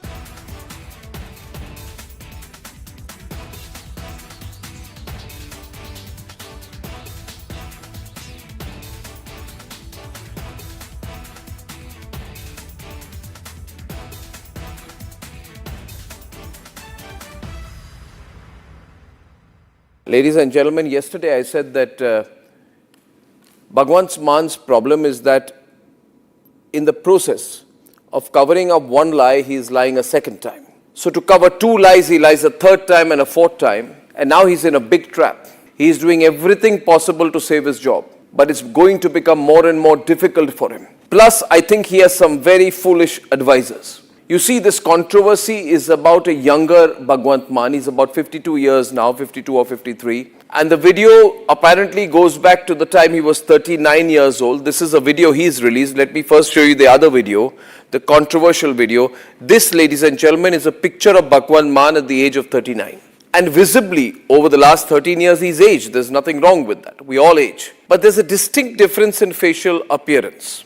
I'd like to show you a picture of Bhagwant Mann at present, which is about 52, 53 years old. And Bhagwant Mann on the other side at the age of 39, when he was a performer. Well, he is still a performer in a way. But there's a distinct physical difference. A, he's put on a lot of weight. His face is much more puffy. He's older. He's wearing a turban. He was not wearing a turban at that time. Not always, at least. Not always photographed with a turban. And so there's a distinct difference. So if you see the picture of the younger Bhagwant Mann, you'd actually have a blink and miss moment. Is this the same guy, you'd say? We all age.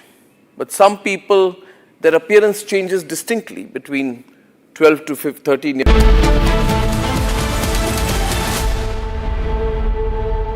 थोड़े में ज्यादा स्वाद यही तो है इसकी खास बात। वाओ मामा, क्या स्वाद है? अरे मेरे राजा, सबका राजा आरती और मसाला।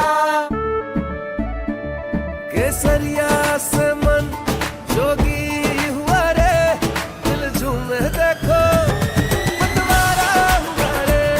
केसरिया से मन जोगी हुआ। हर पल मनाओ केसरी त्योहार। विमल, बोलो जुबान केसरी। चमकी चाट से क्या बना है? सैंडविच, लस्सी और छाछ। हर घूंट में चमकी चाट। अब बताओ, स्वाद आया? आया। असली स्वाद सिर्फ चंकी चाट।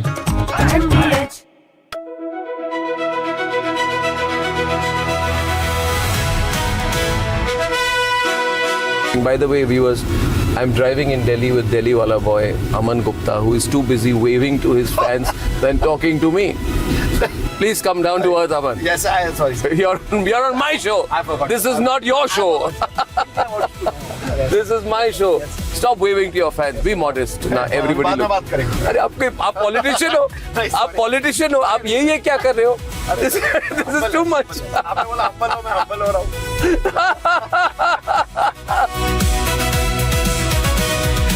You became very famous during Balika Badhu.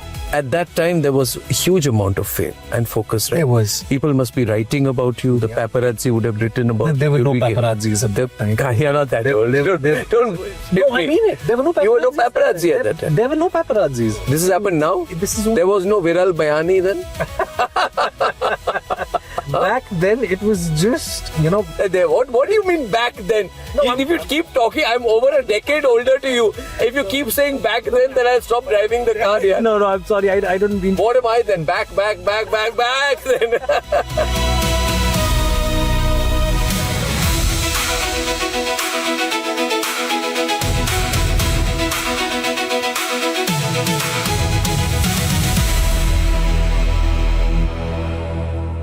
Ladies and gentlemen, yesterday I said that This week on Get Me Right, India shows its firm resolve to go after Pakistan-based terror ecosystem with time no barred, as the Jammu and Kashmir police charge sheets Yasin Malik in a 1990 Sarla Bhatt murder case.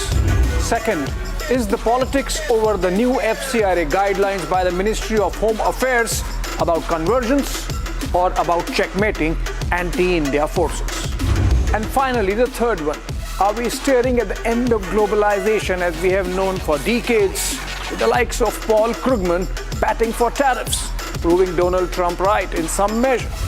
Weekend, Saturday and Sunday, only on Republic TV.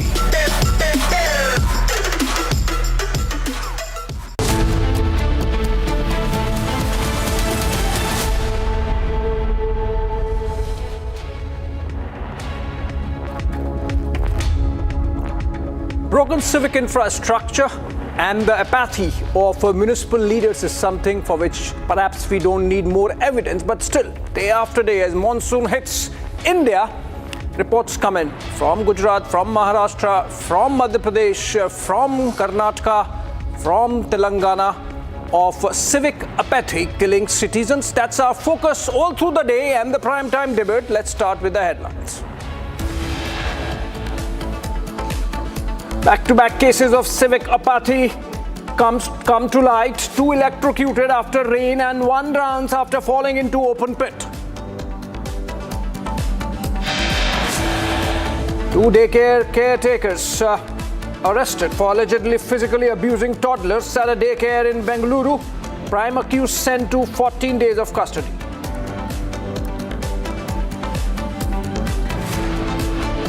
DMK versus TVK intensifies in Tamil Nadu. The Dravida party likely to move Supreme Court over ruling party's minister's comments on Karur stampede. Government orders removal of controversial apps stalling battery vehicles. Apps like Bat PMS, Lozigi to be removed.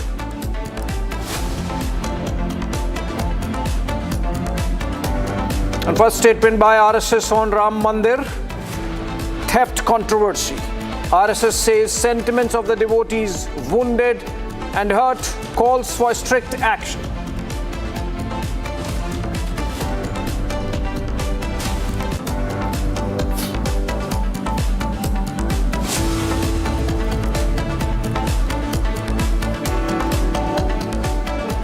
All right, a scandal rocking Pakistani government. Pakistan's Deputy Prime Minister Ishaq Dar's grandson has been arrested, and he's arrested for kidnap and rape. The grandson is accused, Ishaq Dar's grandson is accused of raping 2 foreigners, 1 French, 1 Venezuelan.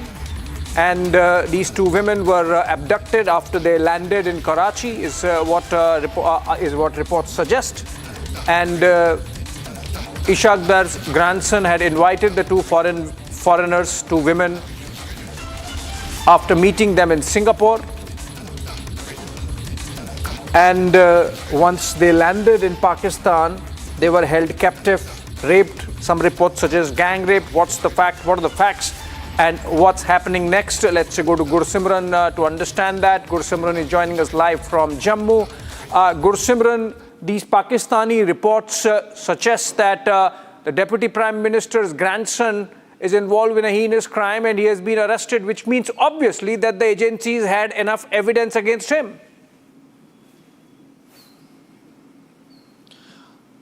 See, Abhishek, it was the political pressure by the opposition parties as well that led to his arrest. But we know that in the high-profile cases in Pakistan, justice is the first casualty. This incident is of 29th of June when this was reported to the Lahore police, and roughly after 5 days and the political pressure that was mounted, the police has arrested the accused. The prime accused, that is Mohammad Razadar, along with 4 others. The 4 others, they are his, we are told that his business associates that have been arrested. And this started way back in the fourth quarter of 2025 when they went to Singapore and met these 2 women. Both are foreign national, one from Netherlands and other from the Venezuela, and they have been in contact for last 7 months. He invited them using his influence. He got them here, and when they reached Pakistan, they were abducted and then sexually assaulted. There were also FIR reads that they threatened them that they will be killed and their body parts, they will be sold. These kind of threats were given to them, and now the police has registered the case, and all 5 accused in the case, including the grandson of Ishaq Dar, who happens to be the Deputy Prime Minister and the Foreign Minister of Pakistan, have been arrested. But now it has to be seen how things pan out from here. The police has done the initial formalities, but whether the justice will be served to those foreign nationals that are in Pakistan right now, have been sexually assaulted or not, that is only time will tell. All right, thank you so much, Gursimran, with those details coming in on scandal rocking the Pakistani government. Ishaq Dar is also the Foreign Minister of Pakistan, and we leave it there for now. We'll come back to it when there is more development. Moving on, the Ministry of External Affairs, in fact, has responded to the Indus Waters Treaty conference that Pakistan held in its capital Islamabad 2 days back. India's position on the Indus Waters Treaty is consistent. The Indus Waters Treaty, or IWT, remains in abeyance in response to Pakistan's continued sponsorship of cross-border terrorism. Pakistan must credibly and irrevocably renounce its support for cross-border terror. That's MEA's position in response to the IWT conference held in Islamabad. Let's listen to spokesperson of the Ministry of External Affairs, Randhir Jaiswal. Siddhant, your question regarding IWT, I would reiterate what we have said earlier as well. India's position on the Indus Waters Treaty is consistent. IWT stands in abeyance in response to Pakistan's continued sponsorship of cross-border terrorism. Pakistan must credibly and irrevocably abjure its support for cross-border terrorism. All right, Chandrakala, our correspondent, joins us live for more on this. Chandrakala, you were there in the briefing by the Ministry of External Affairs. Did you get a sense that this is not just about keeping the treaty in abeyance, but to use that window of abeyance to create infrastructure on the ground with which India can use the legitimate share of the Indus River system waters for its own advantage, which it was not using before the treaty was put on hold post the Pahalgam terror attack?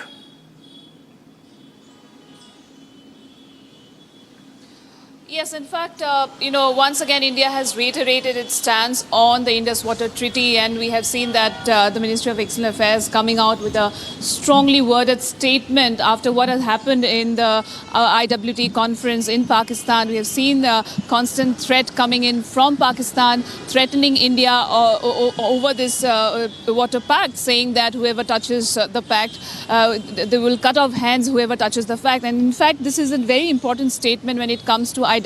This situation, this particular issues still remain, and of course we have seen that India has once again reiterated what it has to say. India's position on the Indus Water Treaty remains same, and the Indus Water Treaty remains in abeyance in response to Pakistan's continued sponsorship of cross-border terrorism. We have seen a letter which has already sparked controversy when it comes to the Indus Water Treaty, where both Right. leaders from both India and Pakistan, in fact, opposition leaders coming out a part of the signatory saying, that both the countries must resume talks and restore peace. So yes, a very important development, a very, very strongly worded statement by India, once again reiterating its position when it comes to the Indus Water Treaty between both the countries. Over to you. Right, thank you, Chandrakala, for joining us with those details. Moving back to some domestic stories. Probe intensified today in Bengaluru. Daycare horror. Child Rights Protection Team of the NCPCR, the national body dealing with the child protection of child rights, children rights, reach the spot in Bengaluru, and they have taken a suo motu cognizance of the case. These are pictures of earlier video that brought out the tragedy of how these little kids were being treated by daycare givers. And it seems there was also a lack of oversight on the part of the management of Capgemini. They of course seem to be washing their hands of it now and putting the entire onus on the contracted daycare givers. Abhishek joins us live for more on this. Abhishek joins us live for more on this. Abhishek, what's the latest you can share in terms of this NCPCR visit? Are they going to question those in the management of the firm, the Capgemini, which is where the daycare center was located, or what's the police telling you about the probe? Well, with respect to the incident that unfolded in Bengaluru yesterday, we have been informed by the police sources that among the 5 people who were accused, 5 women who were accused, one is absconding, one has already been arrested, and 3 have already started facing the interrogation. They have been sent back to their places after collecting as much information as the police can from these 3 women who are accused in this particular case. On the other hand, the NCPCR has already entered into Bangalore. They are in the campus of Capgemini to interrogate what has happened, to collect the evidence and the proofs, the CCTV visuals, along with they are collecting the information from the parents who had sent their children to the daycare facility in Capgemini campus. On the other hand, we've also been informed by the police sources and various other persons who work with the company that the police have duly interrogated all the personnel who are responsible for holding the decency and the decorum of that particular floor. The managers, the shift managers and the duty managers of the Capgemini have been interrogated by the police. The CCTV visuals along with the records of voice, if any, found on the phones of all these 5 people who have been named in the FIR has also been collected by the HAL police. On the other hand, we've also, when we tried to speak to the Karnataka chairperson of the Women Commission, Dr. Nagalakshmi Chowdhury, mentioned the fact that she will not stand by these women for allegedly abusing these infants, be it physically, emotionally, and in any other ways. And she has demanded that a detailed inquiry be conducted in this particular matter and these women be sent behind the bar if they are found guilty. On the other hand, the NCPCR has also taken the cognizance of this offence and they have lodged a suo motu case themselves. They are going to do the fact finding and then go to the then they are going to submit a report to the head office in the union level. On the other hand, the investigation by the HL police intensifies because they have taken into custody Sujata, who is the person who recorded the video on the phone on 21, 22, 23 of June. And these videos were sent to the Child Welfare Committee on 26, and after which these videos started doing rounds on media. And also we've spoken to the whistleblower's son, where he very clearly mentions the fact that he asked his mother to record these videos for sending it to the Child Welfare Committee, and after which she was thrashed from she was sacked out from her working place, that is Capgemini Daycare Center. Stay with us. In fact, there are more details. I believe our team on the ground, in fact, spoke to the whistleblower in the daycare abuse case. Gautam is the individual who submitted the child abuse video to the Child Protection Department. His mother, Sujata, has allegedly recorded the incidents of abuse inside the center. Let's listen to Gautam, the whistleblower.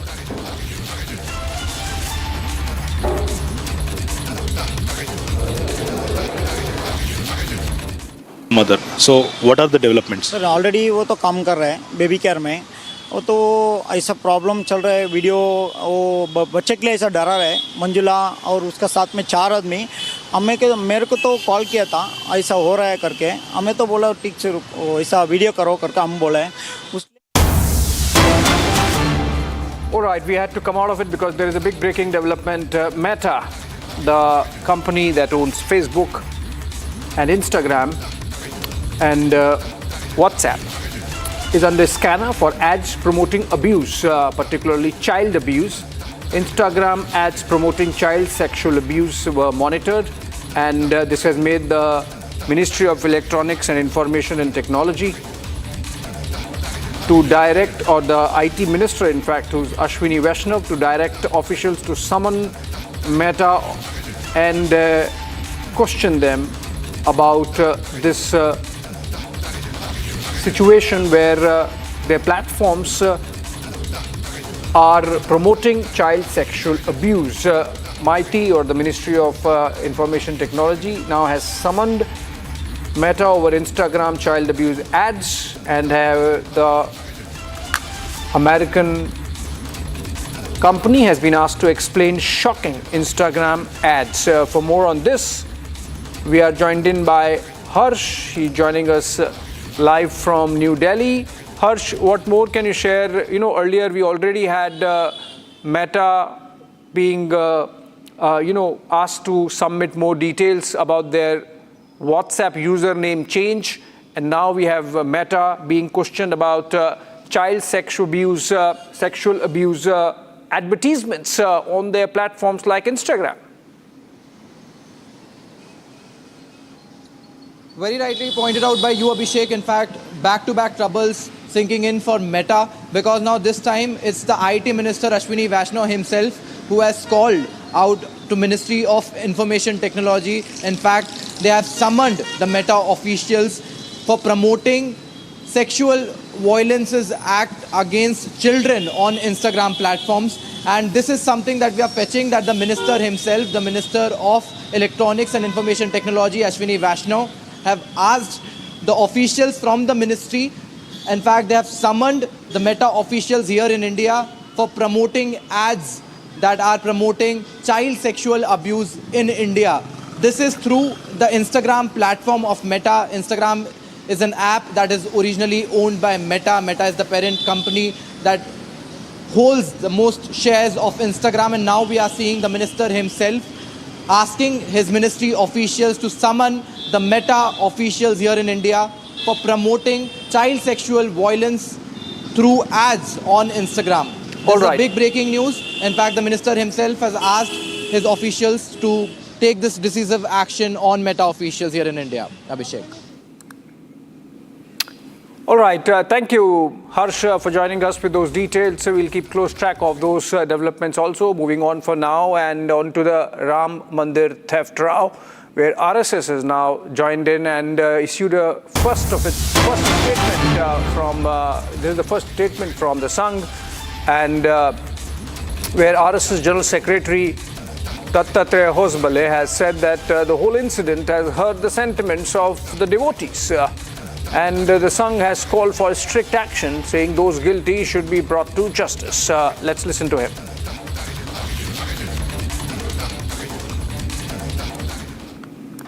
दान पात्रों में जमा राशि की चोरी के दुर्भाग्यपूर्ण घटना से समूचे समाज और राम भक्तों को भावना एवं श्रद्धा को आघात पहुंचा है तथा इस घटना से हम सभी आहत हैं।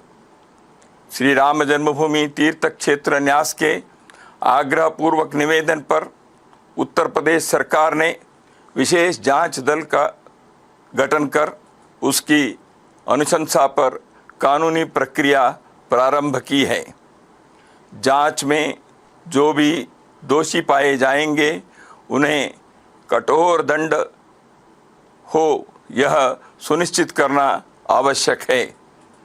राष्ट्रीय स्वयंसेवक संघ सहित संपूर्ण हिंदू समाज की न्यास से स्वाभाविक ही अपेक्षा है कि इस घोर निंदनीय घटना को असाधारण मानकर गंभीरता से व्यवस्था एवं संचालन की सभी कमियों को दूर करने हेतु परिणामकारक कदम उठाए ताकि अयोध्या मंदिर पर करोड़ों राम भक्तों की आस्था व श्रद्धा अखंड एवं अटूट बनी रहे। All right, back to the Bengaluru daycare tragedy. Police have sprung into action and where toddlers were seen abused and tortured. Two, including prime accused Vijay Lakshmi, were taken into custody by the Bengaluru police. And we have this report with more details. Let's have a look.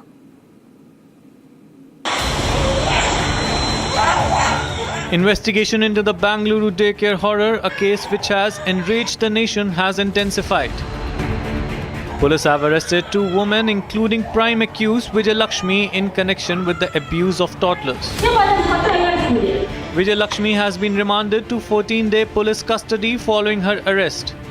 Investigators said they found substantial evidence against her, adding that more arrests are likely as the probe progresses.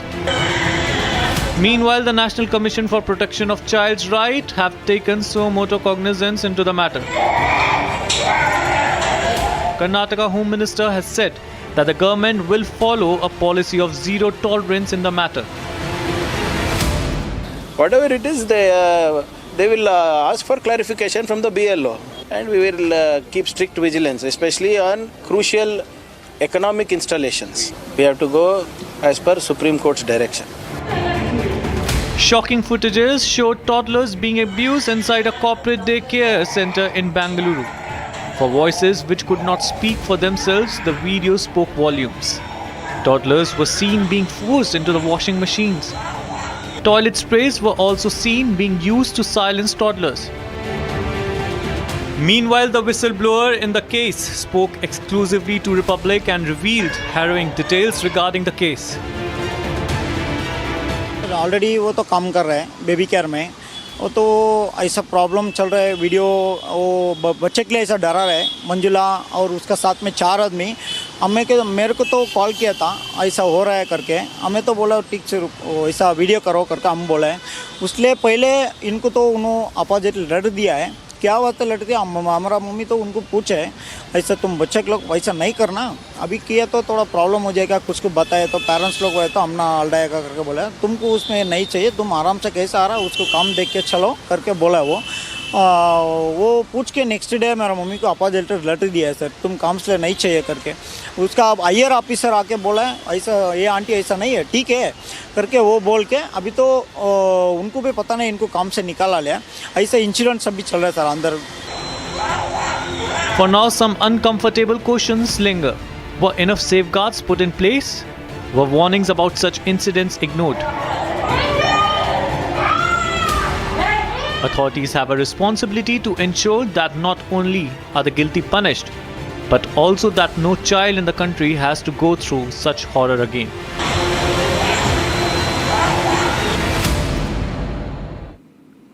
All right, this is all we had for you in this bulletin. Short break coming up. On the other side. The war of words that's panning out between the DMK and the TVK over the issue of Karur stampede. Short break.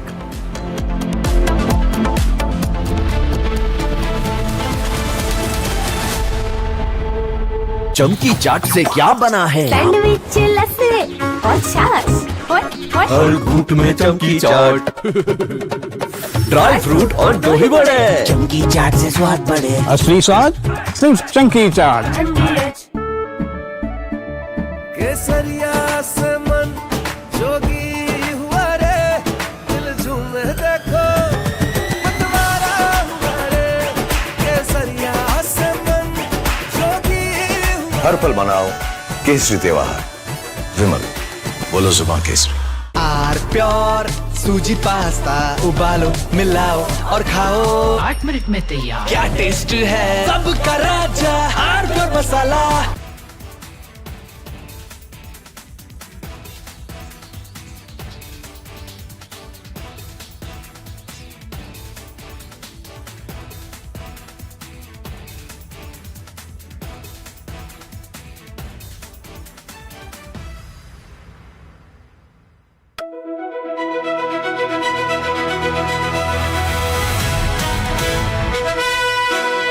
By the way, viewers, I'm driving in Delhi with Delhi wala boy Aman Gupta, who is too busy waving to his fans than talking to me.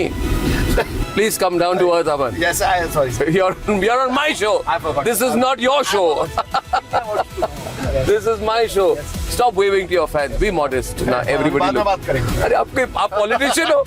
आप politician हो. आप ये क्या कर रहे हो? This is too much. आपने बोला humble हो, मैं humble हो रहा हूँ.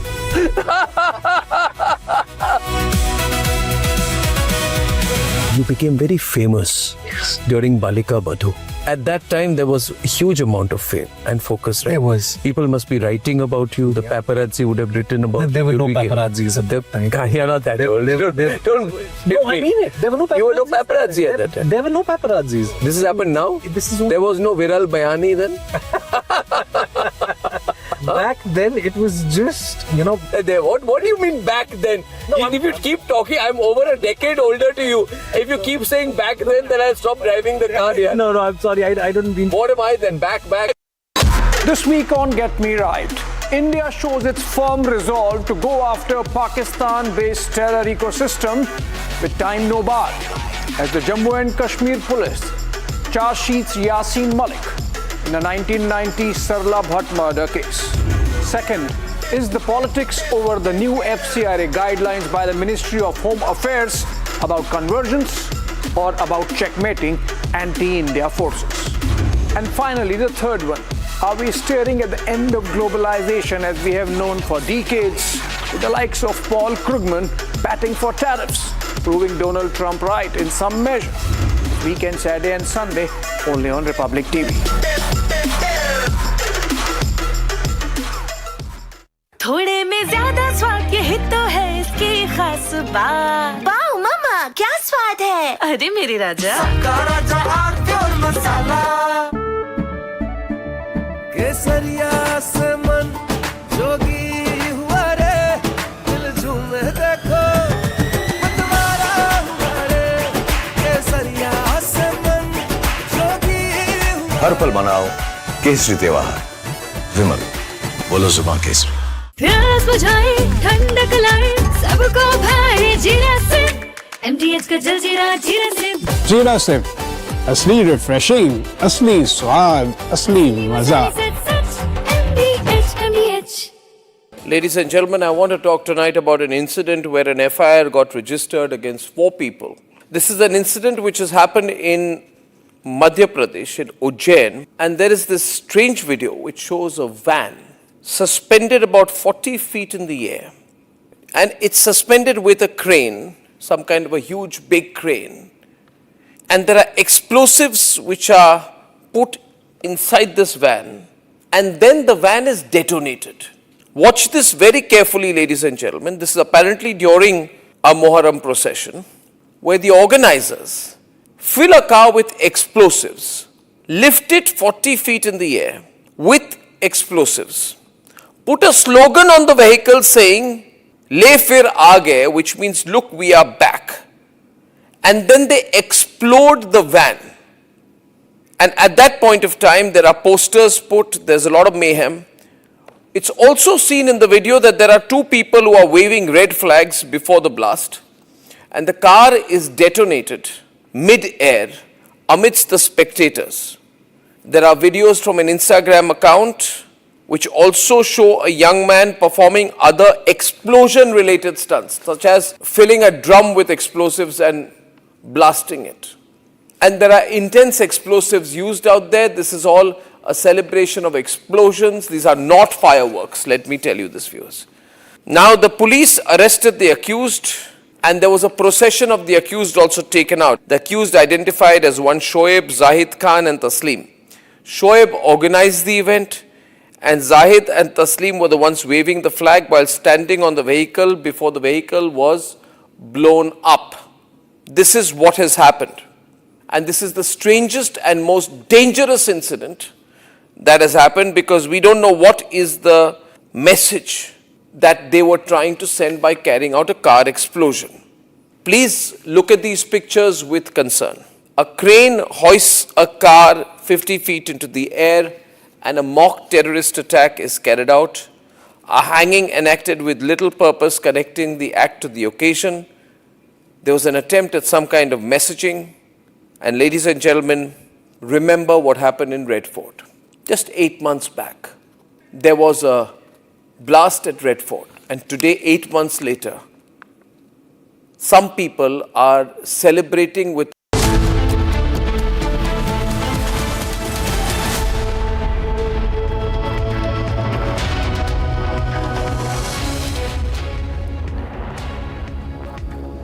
Good evening. India's defense story is entering a transformative new era that's powered by indigenous innovation, that's cutting-edge emerging technology and a rapidly expanding defense industrial ecosystem. As the nation accelerates its journey towards strategic self-reliance and the vision of Viksit Bharat 2047, Republic brings together the policymakers, the defense leaders, the innovators and industry pioneers shaping the future of national security. Please join us on 18 July in New Delhi for Republic Defence Forces' first conclave, Bharat, the Defence Powerhouse, where the spotlight will be on the next generation military technologies, advanced defence platforms, indigenous capabilities, and the government and industry partnerships that are driving India's technological transformation. Stay tuned for insightful conversations, exclusive perspectives, and the ideas that will define the future of India's defence ecosystem. And we're going to show you shocking stories that we're tracking today. There's back-to-back cases of civic apathy at Light. 2 electrocuted after rain and 1 drowns after falling into open pit. 2 daycare caretakers are arrested for the physical abuse of toddlers at the daycare in Bengaluru. Prime accused is jail, sent to 14 days custody.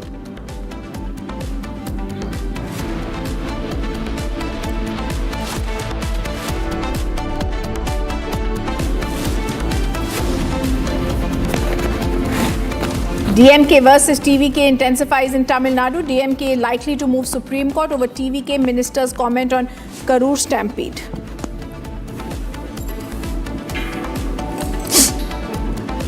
Government orders the removal of controversial apps that are stalling battery vehicles. Apps like BAT, BMS, Lossy to be removed. First statement by RSS on Ram Mandir theft controversy. RSS says sentiments of the devotees wounded, calls for strict action.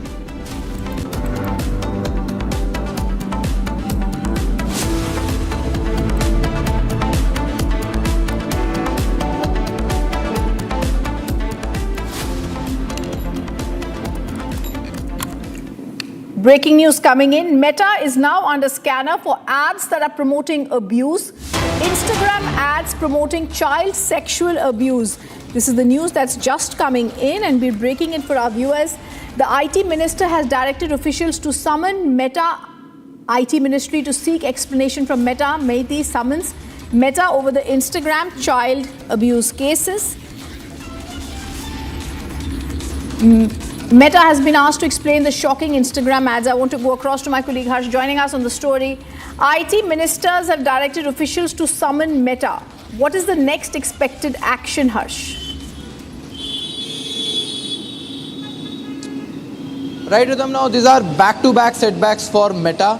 This is now we are seeing the Ministry of Electronics and Information Technology asking for explanation from Instagram. Now Instagram is the company that is owned by Meta, and in fact this is Ashwini Vaishnaw, the man himself, the minister himself, asking his officials to take decisive action on advertisements that are promoting child sexual abuse here in India. This is through Instagram platform of the Meta app, and now we are seeing that the minister asking his ministry officials to seek explanation from Meta here in India for promoting ads that are promoting child sexual violence and child sexual abuse. A decisive action that we are seeing here in the national capital, that the minister himself has now in fact asked his officials to take some